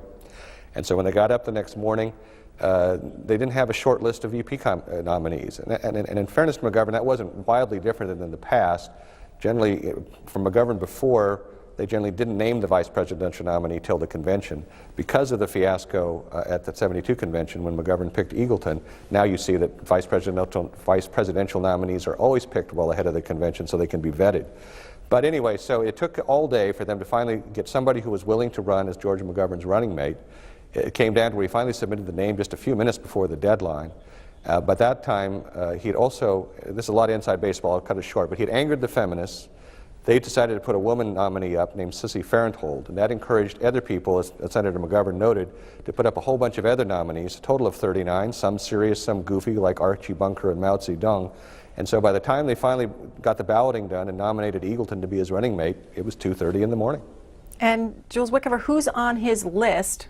Is it a short list of possible VP candidates? Well, it started out with quite a long list, because the night after the night that they were supposed to pick the nominee, that morning at the Doral Hotel, which was the McGovern Hotel in Miami, he called together the staff, and they sat around this big green covered table, in the hotel, and slips of paper were passed around to all the staff members. And this was some of the lowly staff members who were in on the decision to who should be the vice president. And they would write their names in a little piece of paper, and then they would be collected, and then they would total them. And so at first they had about 20 different people were nominated, and then they narrowed it down to about 10, and then they narrowed it down to 6. I don't know if I can name all the 6, but among the group, in addition to Eagleton, were obviously Ted Kennedy, who had told McGovern several times he didn't want to do it. Larry O'Brien, the campaign manager, Abe Ribicoff was the governor of Connecticut, and Gaylord Nelson was a senator from Wisconsin, and there were two or three others. Right. But so they would take a ballot, and then take another one, and then take another one, and finally when they got down to 2 people, and they were Eagleton and Kevin White, who was the mayor of Boston at the time, and after some more discussion, it was decided it should be Kevin White, and they actually called McGovern actually called Kevin White and offered him the nomination, and he said he would take it. But then Kenneth Galbraith, who was a prominent economist and a member of the Massachusetts delegation, called McGovern and said, "You can't take Kevin White. The Massachusetts delegation will walk out." And there was also a suggestion that Ted Kennedy would object. So he had to back off and denominate Kevin White, and that left Eagleton. A little story about that meeting. Another reporter and I, named Tom Odenad from the St. Louis Post-Dispatch, and I were hanging around outside this meeting for a couple of hours. And when it finally broke up, we went into the room and found all these little pieces of paper. So most of them torn up. So we meticulously got them all together and spent about 2 hours patching them together so we could try to determine, who it was going to be. And there was so many names, and there was so many little pieces that we finally we wasted our time. We never there was no solved the consensus. problem. There was no consensus Well, among the staff. they had decided by that time that it would be Eagleton by default almost. But all these pieces of paper were there, and we didn't know that they had made a decision, so we wasted about 2 hours playing detectives, trying to figure out who it was. Well, Scott Ferris, why do all of these potential VP running mates say no? And when he does choose Eagleton accepts, who does that appeal to? Well, most of them said no because they thought he was going to lose. I mean, even though Senator McGovern thought he had some very good case to make and had some very good reasons about why he thought he would win, most people didn't think that was going to happen. And so nobody wanted to be associated with the losing campaign. Senator McGovern's probably biggest tactical error was he was sure he could convince Ted Kennedy to be his running mate, and he spent way too much time probably trying to court Senator Kennedy as opposed to thinking of the alternatives. But what he wanted to do, again, is he represented the insurgent wing of the party, and again, sort of the same problem that Hubert Humphrey had in '68. He wanted to unify the Democrats. So he's looking for somebody who would be acceptable to labor, who was an urban ethnic, a Catholic, and that was why Kevin White was one of those who was considered, and Senator Eagleton fit that bill. And Senator Eagleton was very anxious. He had, I think, some aspirations of his own. And so Frank Mankiewicz, who was Senator McGovern's communications director and a top strategist, called Senator Eagleton and said, "Is there anything in your past we should know about that would disqualify you from being vice president?" And Senator Eagleton said, no, there wasn't.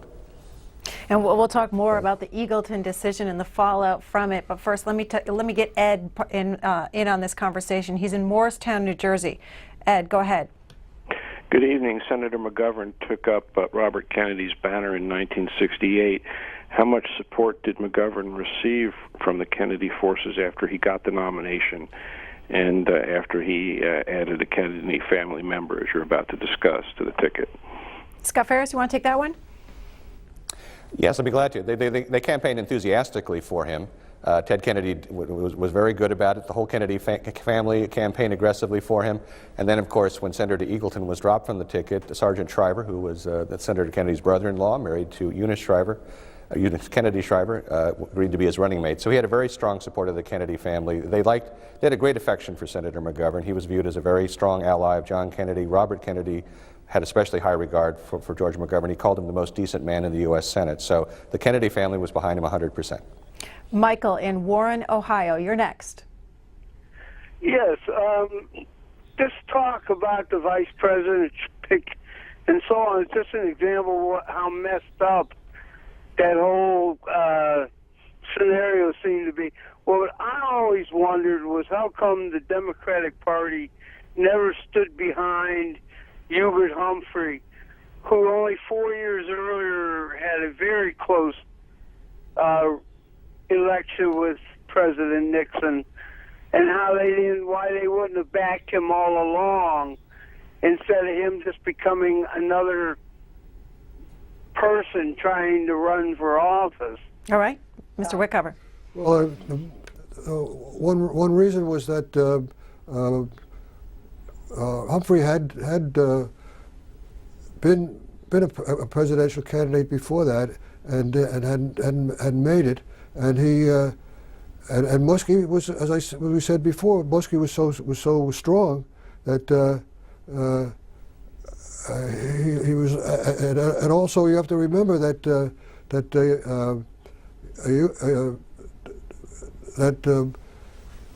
Nixon, not Nixon, but that LBJ was the standard bearer in '68 until he decided to drop out, and Humphrey didn't get into that race until after LBJ dropped out. So he didn't have the apparatus to go on, and but I think he probably would have been a good candidate. Leadville, Colorado. Bud, you're on the air. Yes, it's Leadville, the highest Oh, city sorry in about North that. America. And thanks for taking my call, and thank you very much for doing this series. And we're talking tonight about one of my very favorite Americans, the very first campaign that I was ever involved in. I have always been rather amazed at how much this country dismissed Senator McGovern and was willing to re-elect Richard Nixon. I read Mr. Whitcover's book probably the year it came out while I was in college, and that book and several others, I still just couldn't quite get it. But I think that the senator has proven himself over decades to be a very great American, and I'm really grateful for C-SPAN presenting this program. All right, Jules Whitcover. Thanks.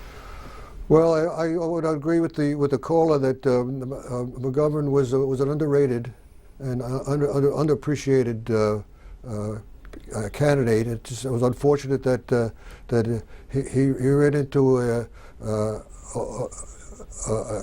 candidacy in Nixon that was very, very aggressive and destructive, and that he made some mistakes, serious mistakes in his own campaign that did him in. But I doubt whether we without the other conflicts in the campaign, dirty tricks and so on, whether McGovern could have won that election. All right, well, let's get into that. Let's get into Nixon's role in the general election and the mistakes made by McGovern. But first, we need to talk about the Eagleton choice and the fallout from that. Here is McGovern's former campaign aide, Frank Makowitz, explaining the Eagleton choice.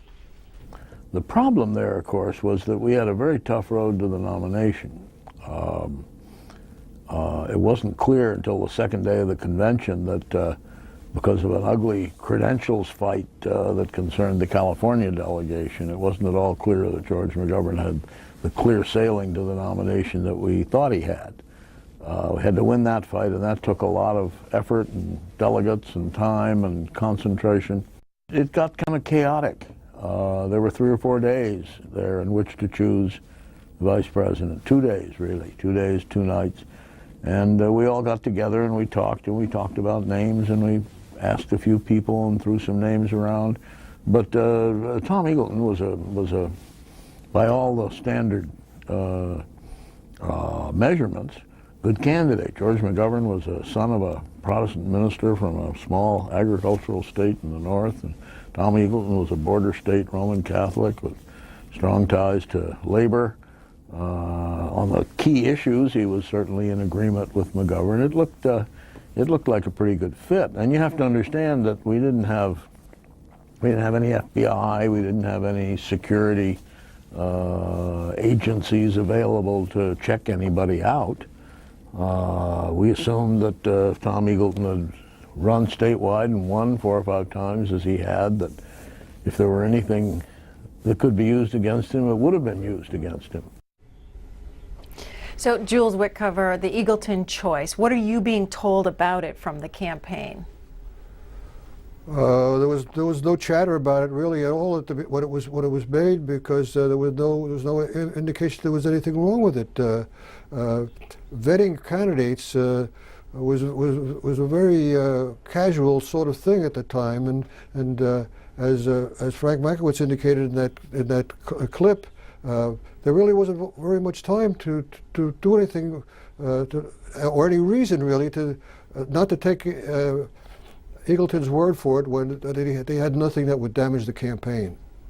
So you were in Sioux Falls, you go from Sioux Falls after the convention, you're in Sioux Falls, and what's happening? What's your story there about Eagleton? Well, I was actually not out there at the time that Eagleton went out there and met with McGovern when the word came that Eagleton had mental health problems and had taken shock therapy twice. McGovern at first was satisfied with Eagleton's explanation and stood up for him and said, he not only said that he would support him, but when there was some questions coming back at him, he made the mistake of saying he was for him 1,000%. And it was very hard to back away from that when they realized from the reaction they were getting that this disclosure of Eagleton's problems was going to really damage the campaign. So, Scott Ferris, what happens next? Well, what happened next was that they were trying to find a delicate way out of it, and they were unable to do that. And a couple things that happened. One of the things was that once the rumors came out, or the truth came out about Senator Eagleton's treatment for depression, which was what he I think was diagnosed with, some other reports came out. For example, he was also a drunk and had been arrested on drunk driving, and it turned out that those were in fact false. And in fact, I think this came out of Jack Anderson's column, and he had to print an apology. So at that point in time, Eagleton was becoming a very sympathetic figure. It seemed like people were picking on him, that there was a lot of sympathy for people who have had mental illness, and there was a feeling that, he was cured. If he said he was fine, maybe he is fine. And Senator McGovern had said he was up behind him, so why shouldn't he stay on the ticket? And it seems like his character was being maligned.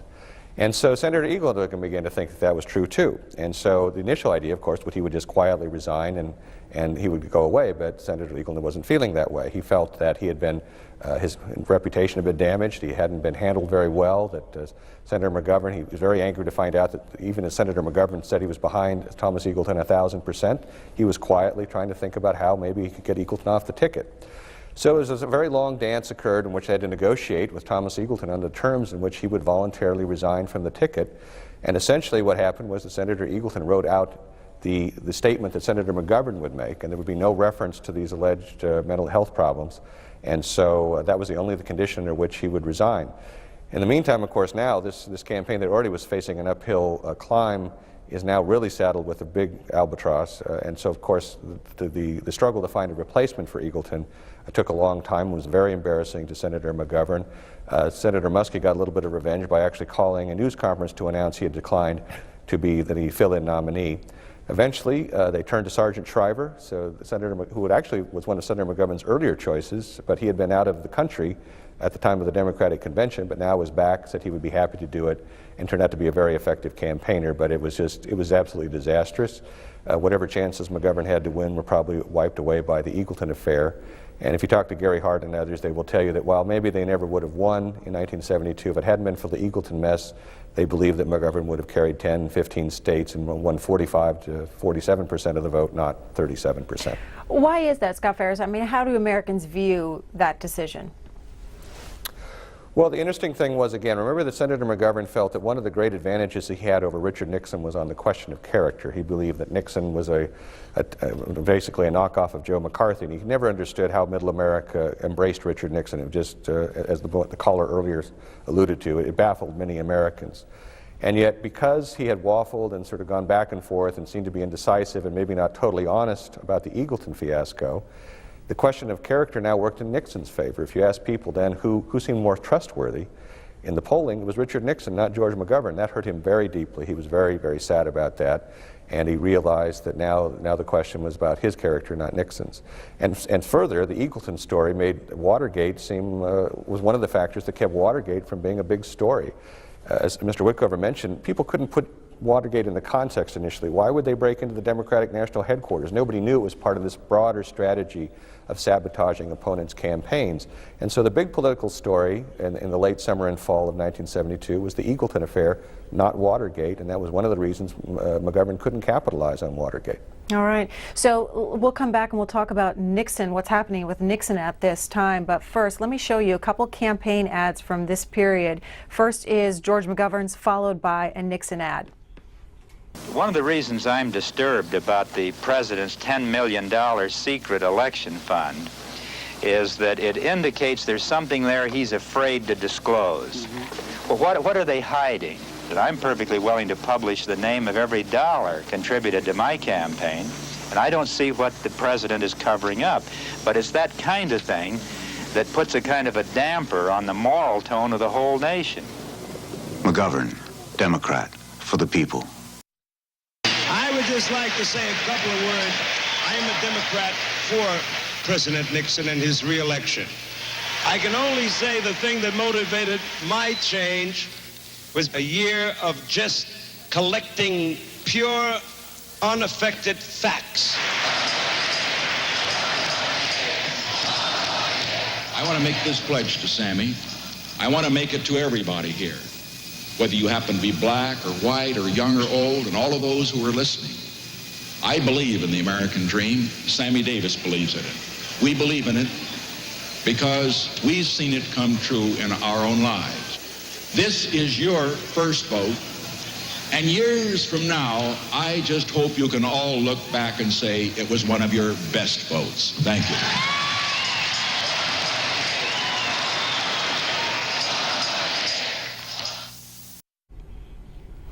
Jules Wickover, what is happening with Nixon at this point in the general election? How is he campaigning? Nixon is coasting, basically. He had a very, very disciplined campaign, which was a carryover from his campaign in 1968, where everything was orchestrated down to the finest detail. That caution came out of his defeat in 1960, when he made a mistake of pledging to go to every state, and just campaigned from dawn to dusk. As a result of that, and he looked terrible. Everybody will recall that debate he had with John F. Kennedy, where he looked like he was going to expire. So, as a result of that, he and his brain trust decided that the best way to run Richard Nixon was to limit what he did and only show him at his best. That happened in '68. It happened again in '72. So what was it like then for you to cover the McGovern campaign versus the Nixon campaign? How were they different? Well, I covered them both, actually, and the one was that McGovern was running desperately. They knew they weren't catching on, and they traveled widely. Those were the first campaigns where there were jet planes were used extensively, and they could go back and forth across the country in a day. And just as Humphrey had done when he lost to Nixon the first time in 1968, campaigning too much, and one of the secrets of Nixon's success in both '68 and '72 was that his people realized that if you gave television just one piece to use on the evening news, make it the best one you could, and only do that one piece, and do some other trivial campaigning otherwise. Whereas Humphrey campaigned, as I said earlier, from dawn to dusk. He made a lot of mistakes. He made some good choices, but the networks would always pick the most controversial thing. So 9 times out of 10, Humphrey would look bad and Nixon would look good, and the same thing applied in '72 with Humphrey, with McGovern and with Nixon. So, Scott Ferris, what is the Nixon campaign doing to try to weaken McGovern? Well, again, they're sort of hitting him as a radical, as somebody who's out of step with American, far too extreme to be acceptable to the American mainstream. And again, sort of as Mr. Wickover said, they keep staying above the fray, talking about the accomplishments of the Nixon administration. Let me just talk real quickly about why McGovern thought he even had a chance to win, because I think it's fairly important. He had a number of assumptions that actually, on the face of it, looked pretty reasonable and rational reasons. Again, he thought Nixon was very unpopular, both because of his personality, but also because Nixon, first couple of years in office, had been very controversial. He had expanded the war in Vietnam, and domestically, he had raised a lot of hackles by instituting wage and price controls. The economy was not doing well in '71, and there was a lot of inflation was a real concern. Nixon then did some things to sort of try to reduce the inflation rate. He also directed government agencies to spend a ton of money at the end of '71, early '72 to give a boost to the economy.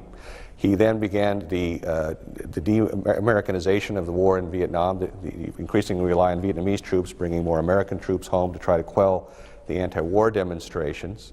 And then he also tried to counter his image as a, quote, warmonger by going to China and establishing normal diplomatic relations with communist China, which, of all people, the great anti-communist Richard Nixon was quite a shock and quite a surprise. And so he sort of managed to sort of orchestrate events so that his presidency kind of reached its peak in 1972. His great accomplishments in office tended to occur in 1972 and took away a lot of McGovern's arguments about why Nixon shouldn't be supported.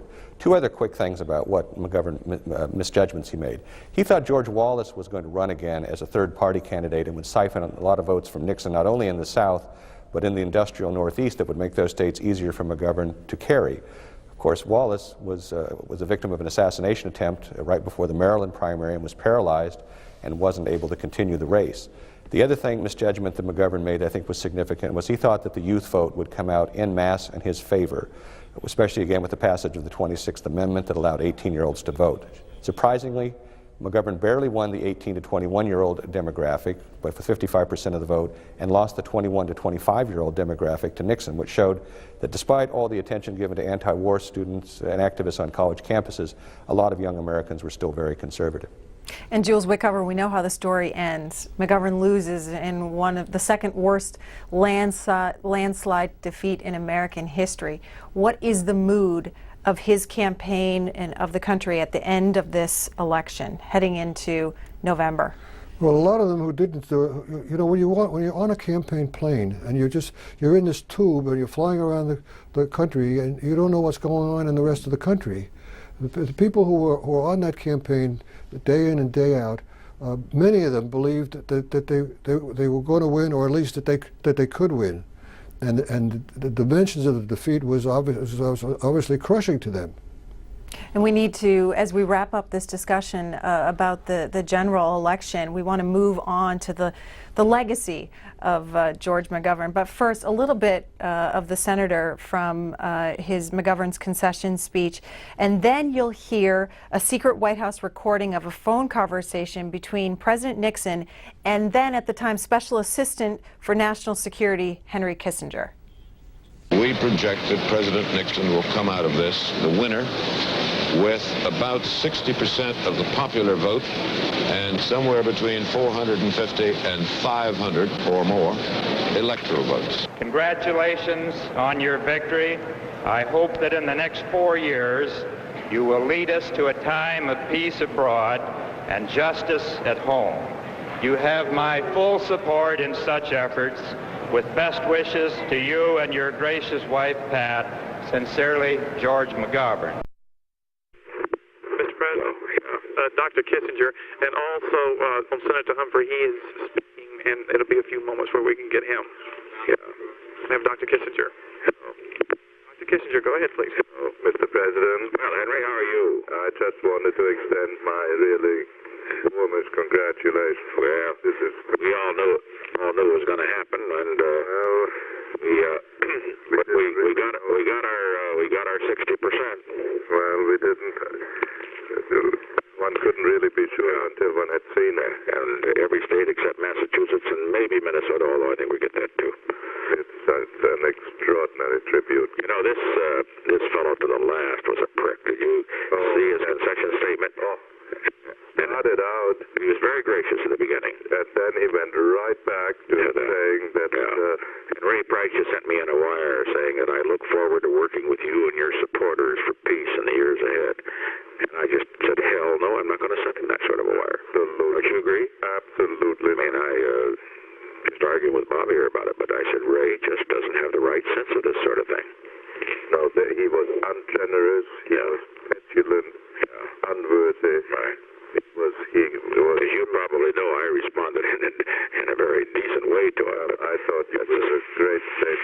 As far as I could go, though, but I'm not going to say much time.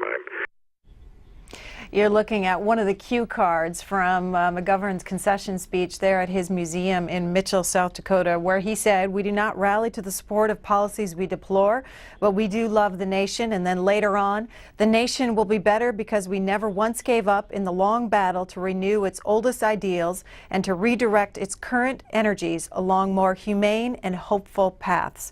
Jules Wickover, was his concession speech viewed by others as ungracious? I don't think so. I think it took a paranoid personality like Richard Nixon to take it that way. And Scott Ferris, your reaction? No, well, I think actually it was generally pretty gracious. Nixon's concession or telegram to McGovern wasn't particularly warm and fuzzy either, so I think they both knew they didn't like each other. But I would say, and actually, if you took a look at most people have not gone back and read all the concession speeches in American history. I actually did that part of my book.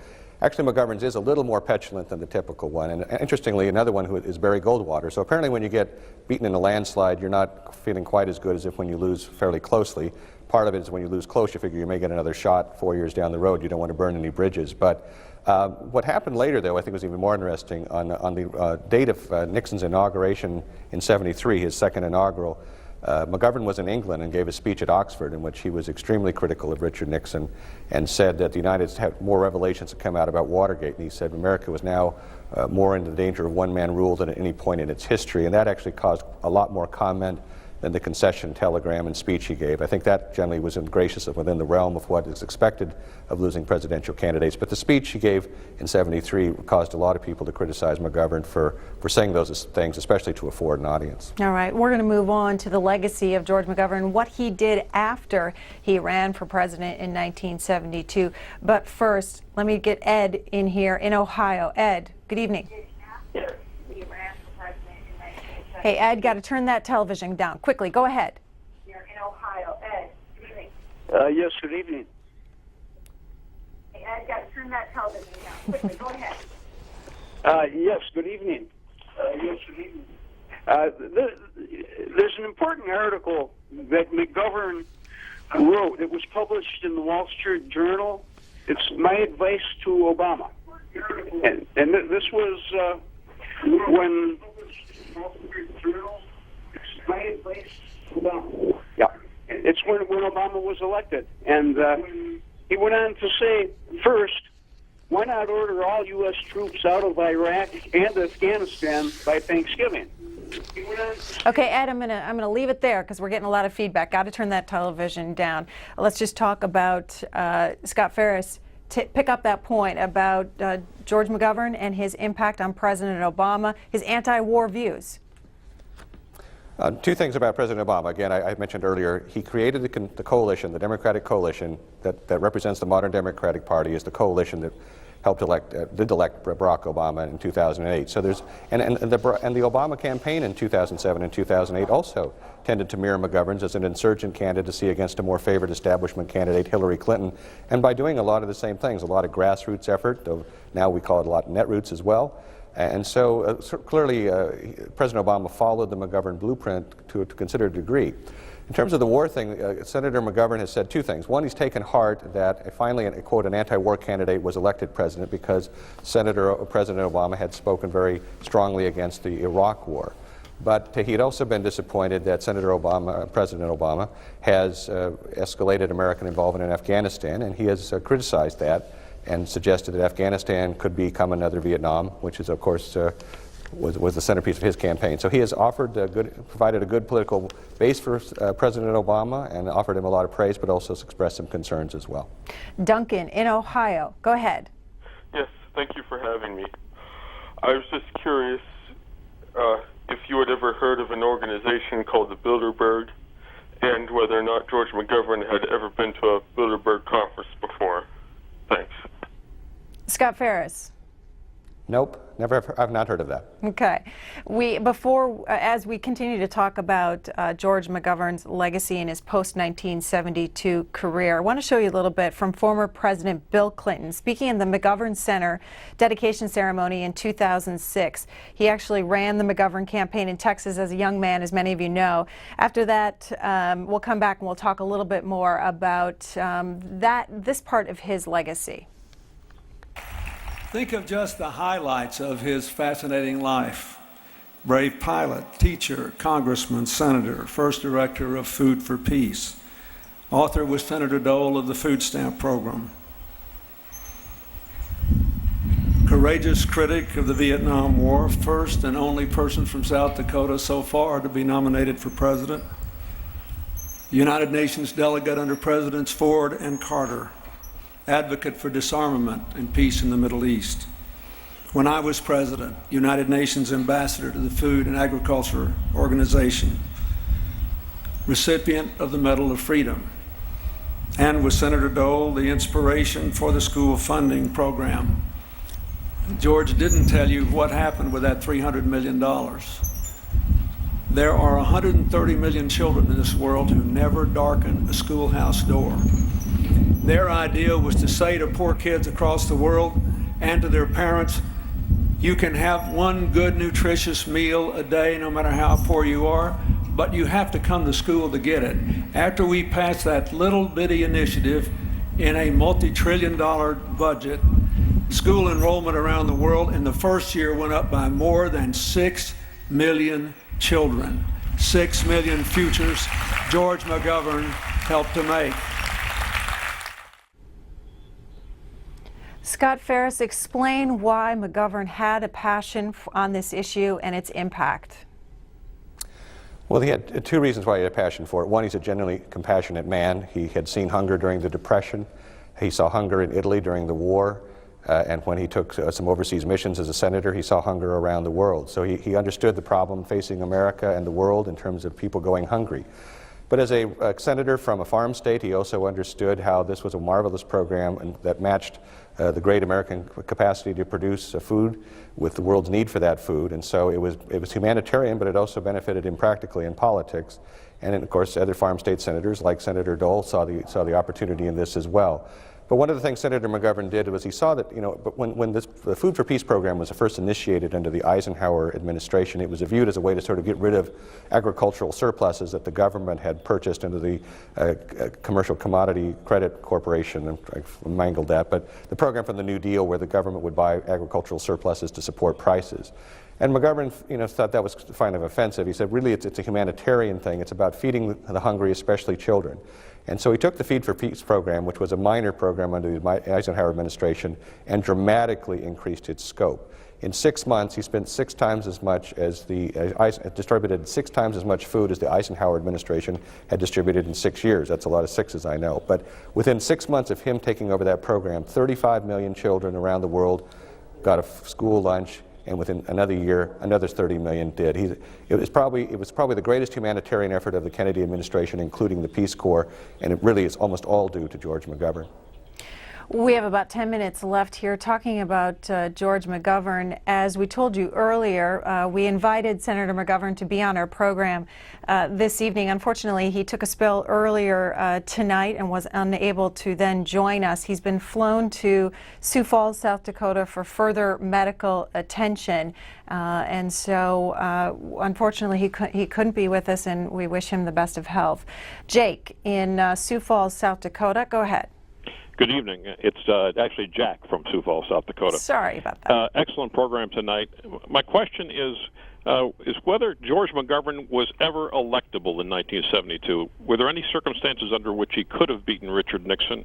Had he avoided the Eagleton debacle, the other problems of the convention, the late night acceptance speech? Sadly, I don't think so. I think that the conditions that we've talked about at some length here tonight were a mixed bag in the campaign, as I also indicated, that for all the support that McGovern got from protesters in the war in Vietnam, there were so many more, just as many people who didn't look at the war that way. They didn't think it was a disaster, and their attitudes were shaped by a President Nixon, who played on their patriotism and played on their emotions, and turned the demonstrations that probably helped McGovern into almost a national disgrace, in a way that helped Nixon. Scott Ferris, was George McGovern's political career over after 1972? Oh, no, he continued to serve in the United States Senate. In fact, he was elected, re-elected in South Dakota pretty handily in 1974, even though he had a pretty strong Republican challenger. By that time, Watergate had come about, and of course President Nixon had resigned, and so certainly Senator McGovern felt a bit of vindication. It was just unfortunate that his defeat had been so total in 1972 that he wasn't mentioned as a candidate in 1976. In 1980, there was, of course, the big Republican wave that brought Ronald Reagan into the presidency and swept a lot of Democrats out of office. And in 1980, Senator McGovern lost to Congressman James Abnor. But he continued to be active in public service. In fact, in 1984, he launched another quixotic bid for the presidency. At that point, there was quite a tussle going on between his former campaign manager, Gary Hart, and former Vice President Walter Mondale. And Senator McGovern joined that race and got a lot of kudos for being a very thoughtful presence. He tried to heal some of the wounds that were emerging between them in the Hart-Mondale scuffle. But he then announced if he couldn't win the Massachusetts or finish in the top 2 in Massachusetts, he would withdraw, and so he did. But he has maintained a very active life in public affairs, going back to his issue on world hunger. He worked with the Clinton administration to help start the World Food Program, which continues to feed many people. Probably hunger and nutrition remains his driving passion today, as well as sort of reminding American about the benefits of liberal values and the place of liberalism in our American political system. Let's hear from Mitch next in St. Augustine, Florida.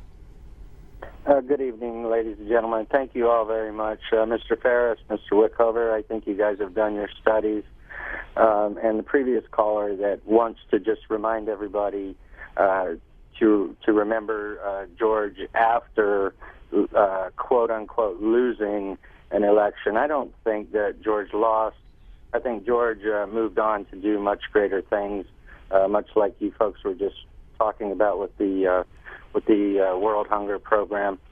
George has survived wars, being an anti-war person, yet willing to step up for our country. I think he's a great peacekeeper, and he understands world politics like we do not understand. My question is, for our country, who in 2012 is the closest candidate that can carry out McGovern's policies? Who's the closest, best option that we have? Mr. Wickover, I'll throw it to you. I think that's an easy one. It's Barack Obama. I don't think that any of the Republican candidates represent anything akin to the sorts of things that made George McGovern run for president in 1972 or objectives that he's carried out the rest of his life. Scott Ferris, what kind of president would George McGovern have been? You know, I think he actually would have been a pretty good president. I mean, a lot of people have said he didn't think so, but I guess I base that on the Food for Peace program. I think one of the things you need to bring to the presidency is a certain executive management skill. And what he was able to do with the program that he didn't have a lot of resources and a lot of money with indicate that once he was committed to a goal and had a program, he was able to carry it out. Now, he would have become president under difficult circumstances. He would have had a difficult time completely getting us out of Vietnam in a way that was acceptable to a lot of the American people. But I think ultimately, I think he would have been a fine president. And of course, it's always impossible to speculate on the what if. But I think he had the qualities of judgment and goodwill that I think Americans want in their president.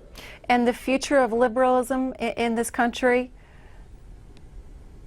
Well, I think, again, he has outlined a map for the Democratic Party to be a major force in politics, maybe even return to its status as the majority party, as supplanting the Republicans, who've really been, I think, the majority party over the last 30-plus years. It's a question of whether the Democrats will sort of get over the nostalgia for the New Deal coalition. There's still a lot of people who remember their parents and their families growing up in urban America and would kind of like to sort of restore the Democratic Party to that urban ethnic labor union ideal. But I think Senator McGovern realized that there are more fertile grounds to work in for liberalism and for Democrats, and I think as long as the Democrats are able to appeal to minorities, to women, to the young, and to continue to broaden their base and not exclude anybody who's from a different sort of a category, I think that he's shown a way for them to be a viable political force. And maybe Gary Hart's right, that without George McGovern's reforms, the Democratic Party might have ceased to exist, well, or at least to be a viable party. Yeah, well, let me give this one to both of you. Have you, Mr. Wickover, answer first. Will there be another anti-war candidate? This time around?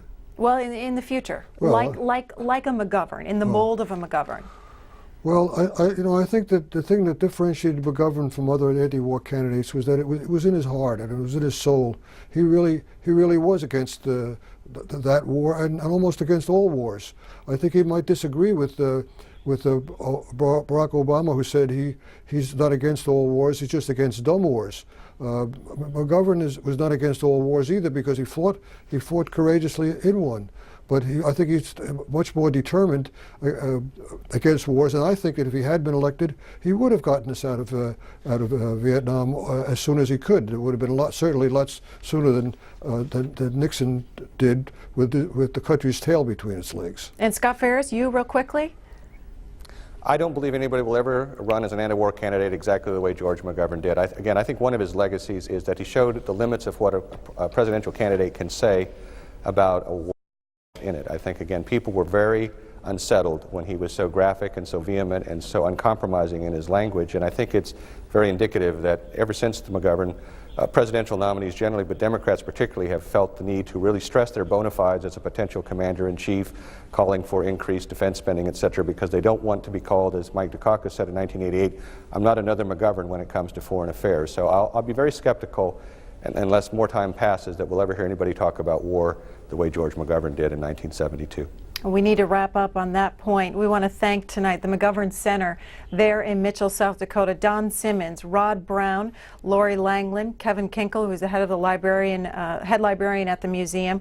We'd also like to thank Jack Mortensen, Paul Eisleful, Jay Van Duke, and Senator McGovern's daughter, Ann McGovern, and Senator McGovern as well. A big thanks to our guests, Jules Wickover and Scott Ferris as well. Scott Ferris, can I just end with you, your final thoughts, if I could, since you're the presidential author here. What is the legacy of George McGovern? Well, again, he transformed the Democratic Party in ways that very few people in American politics have ever transformed a political party. And of course, his Food for Peace, the way his humanitarian efforts on behalf of the world and the nation's hungry, may be his greatest legacy. Who knows how many thousands, if not millions, of people are alive today because of George McGovern. And one thing we forgot to mention is we saw a clip from one of his legacies. Bill Clinton was his Texas coordinator. So that campaign also spawned a lot of young idealists who went into politics and made a name for themselves. So for a man who lost a presidential election, he probably had more influence than a lot of men who won that election.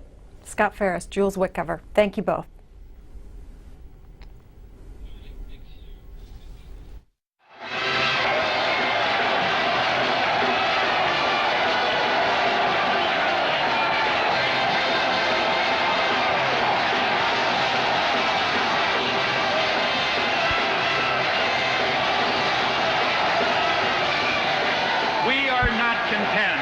with things as they are.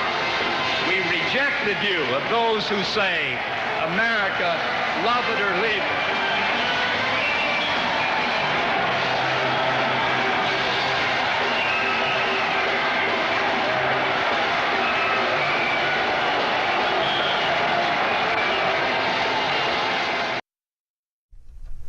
The Contenders features profiles of key figures who have run for president and lost, but changed political history. Our series continues live next Friday. We'll be in Texarkana, Texas, talking with historians and taking your calls about the presidential campaign of Ross Perot. You can see tonight's program on George McGovern again at 11 p.m. Eastern. And for more information on our series, The Contenders, go to our special website, where you'll find a schedule of the series, biographies of all the candidates, historians' appraisals, and speeches. That's all at cspan.org/thecontenders.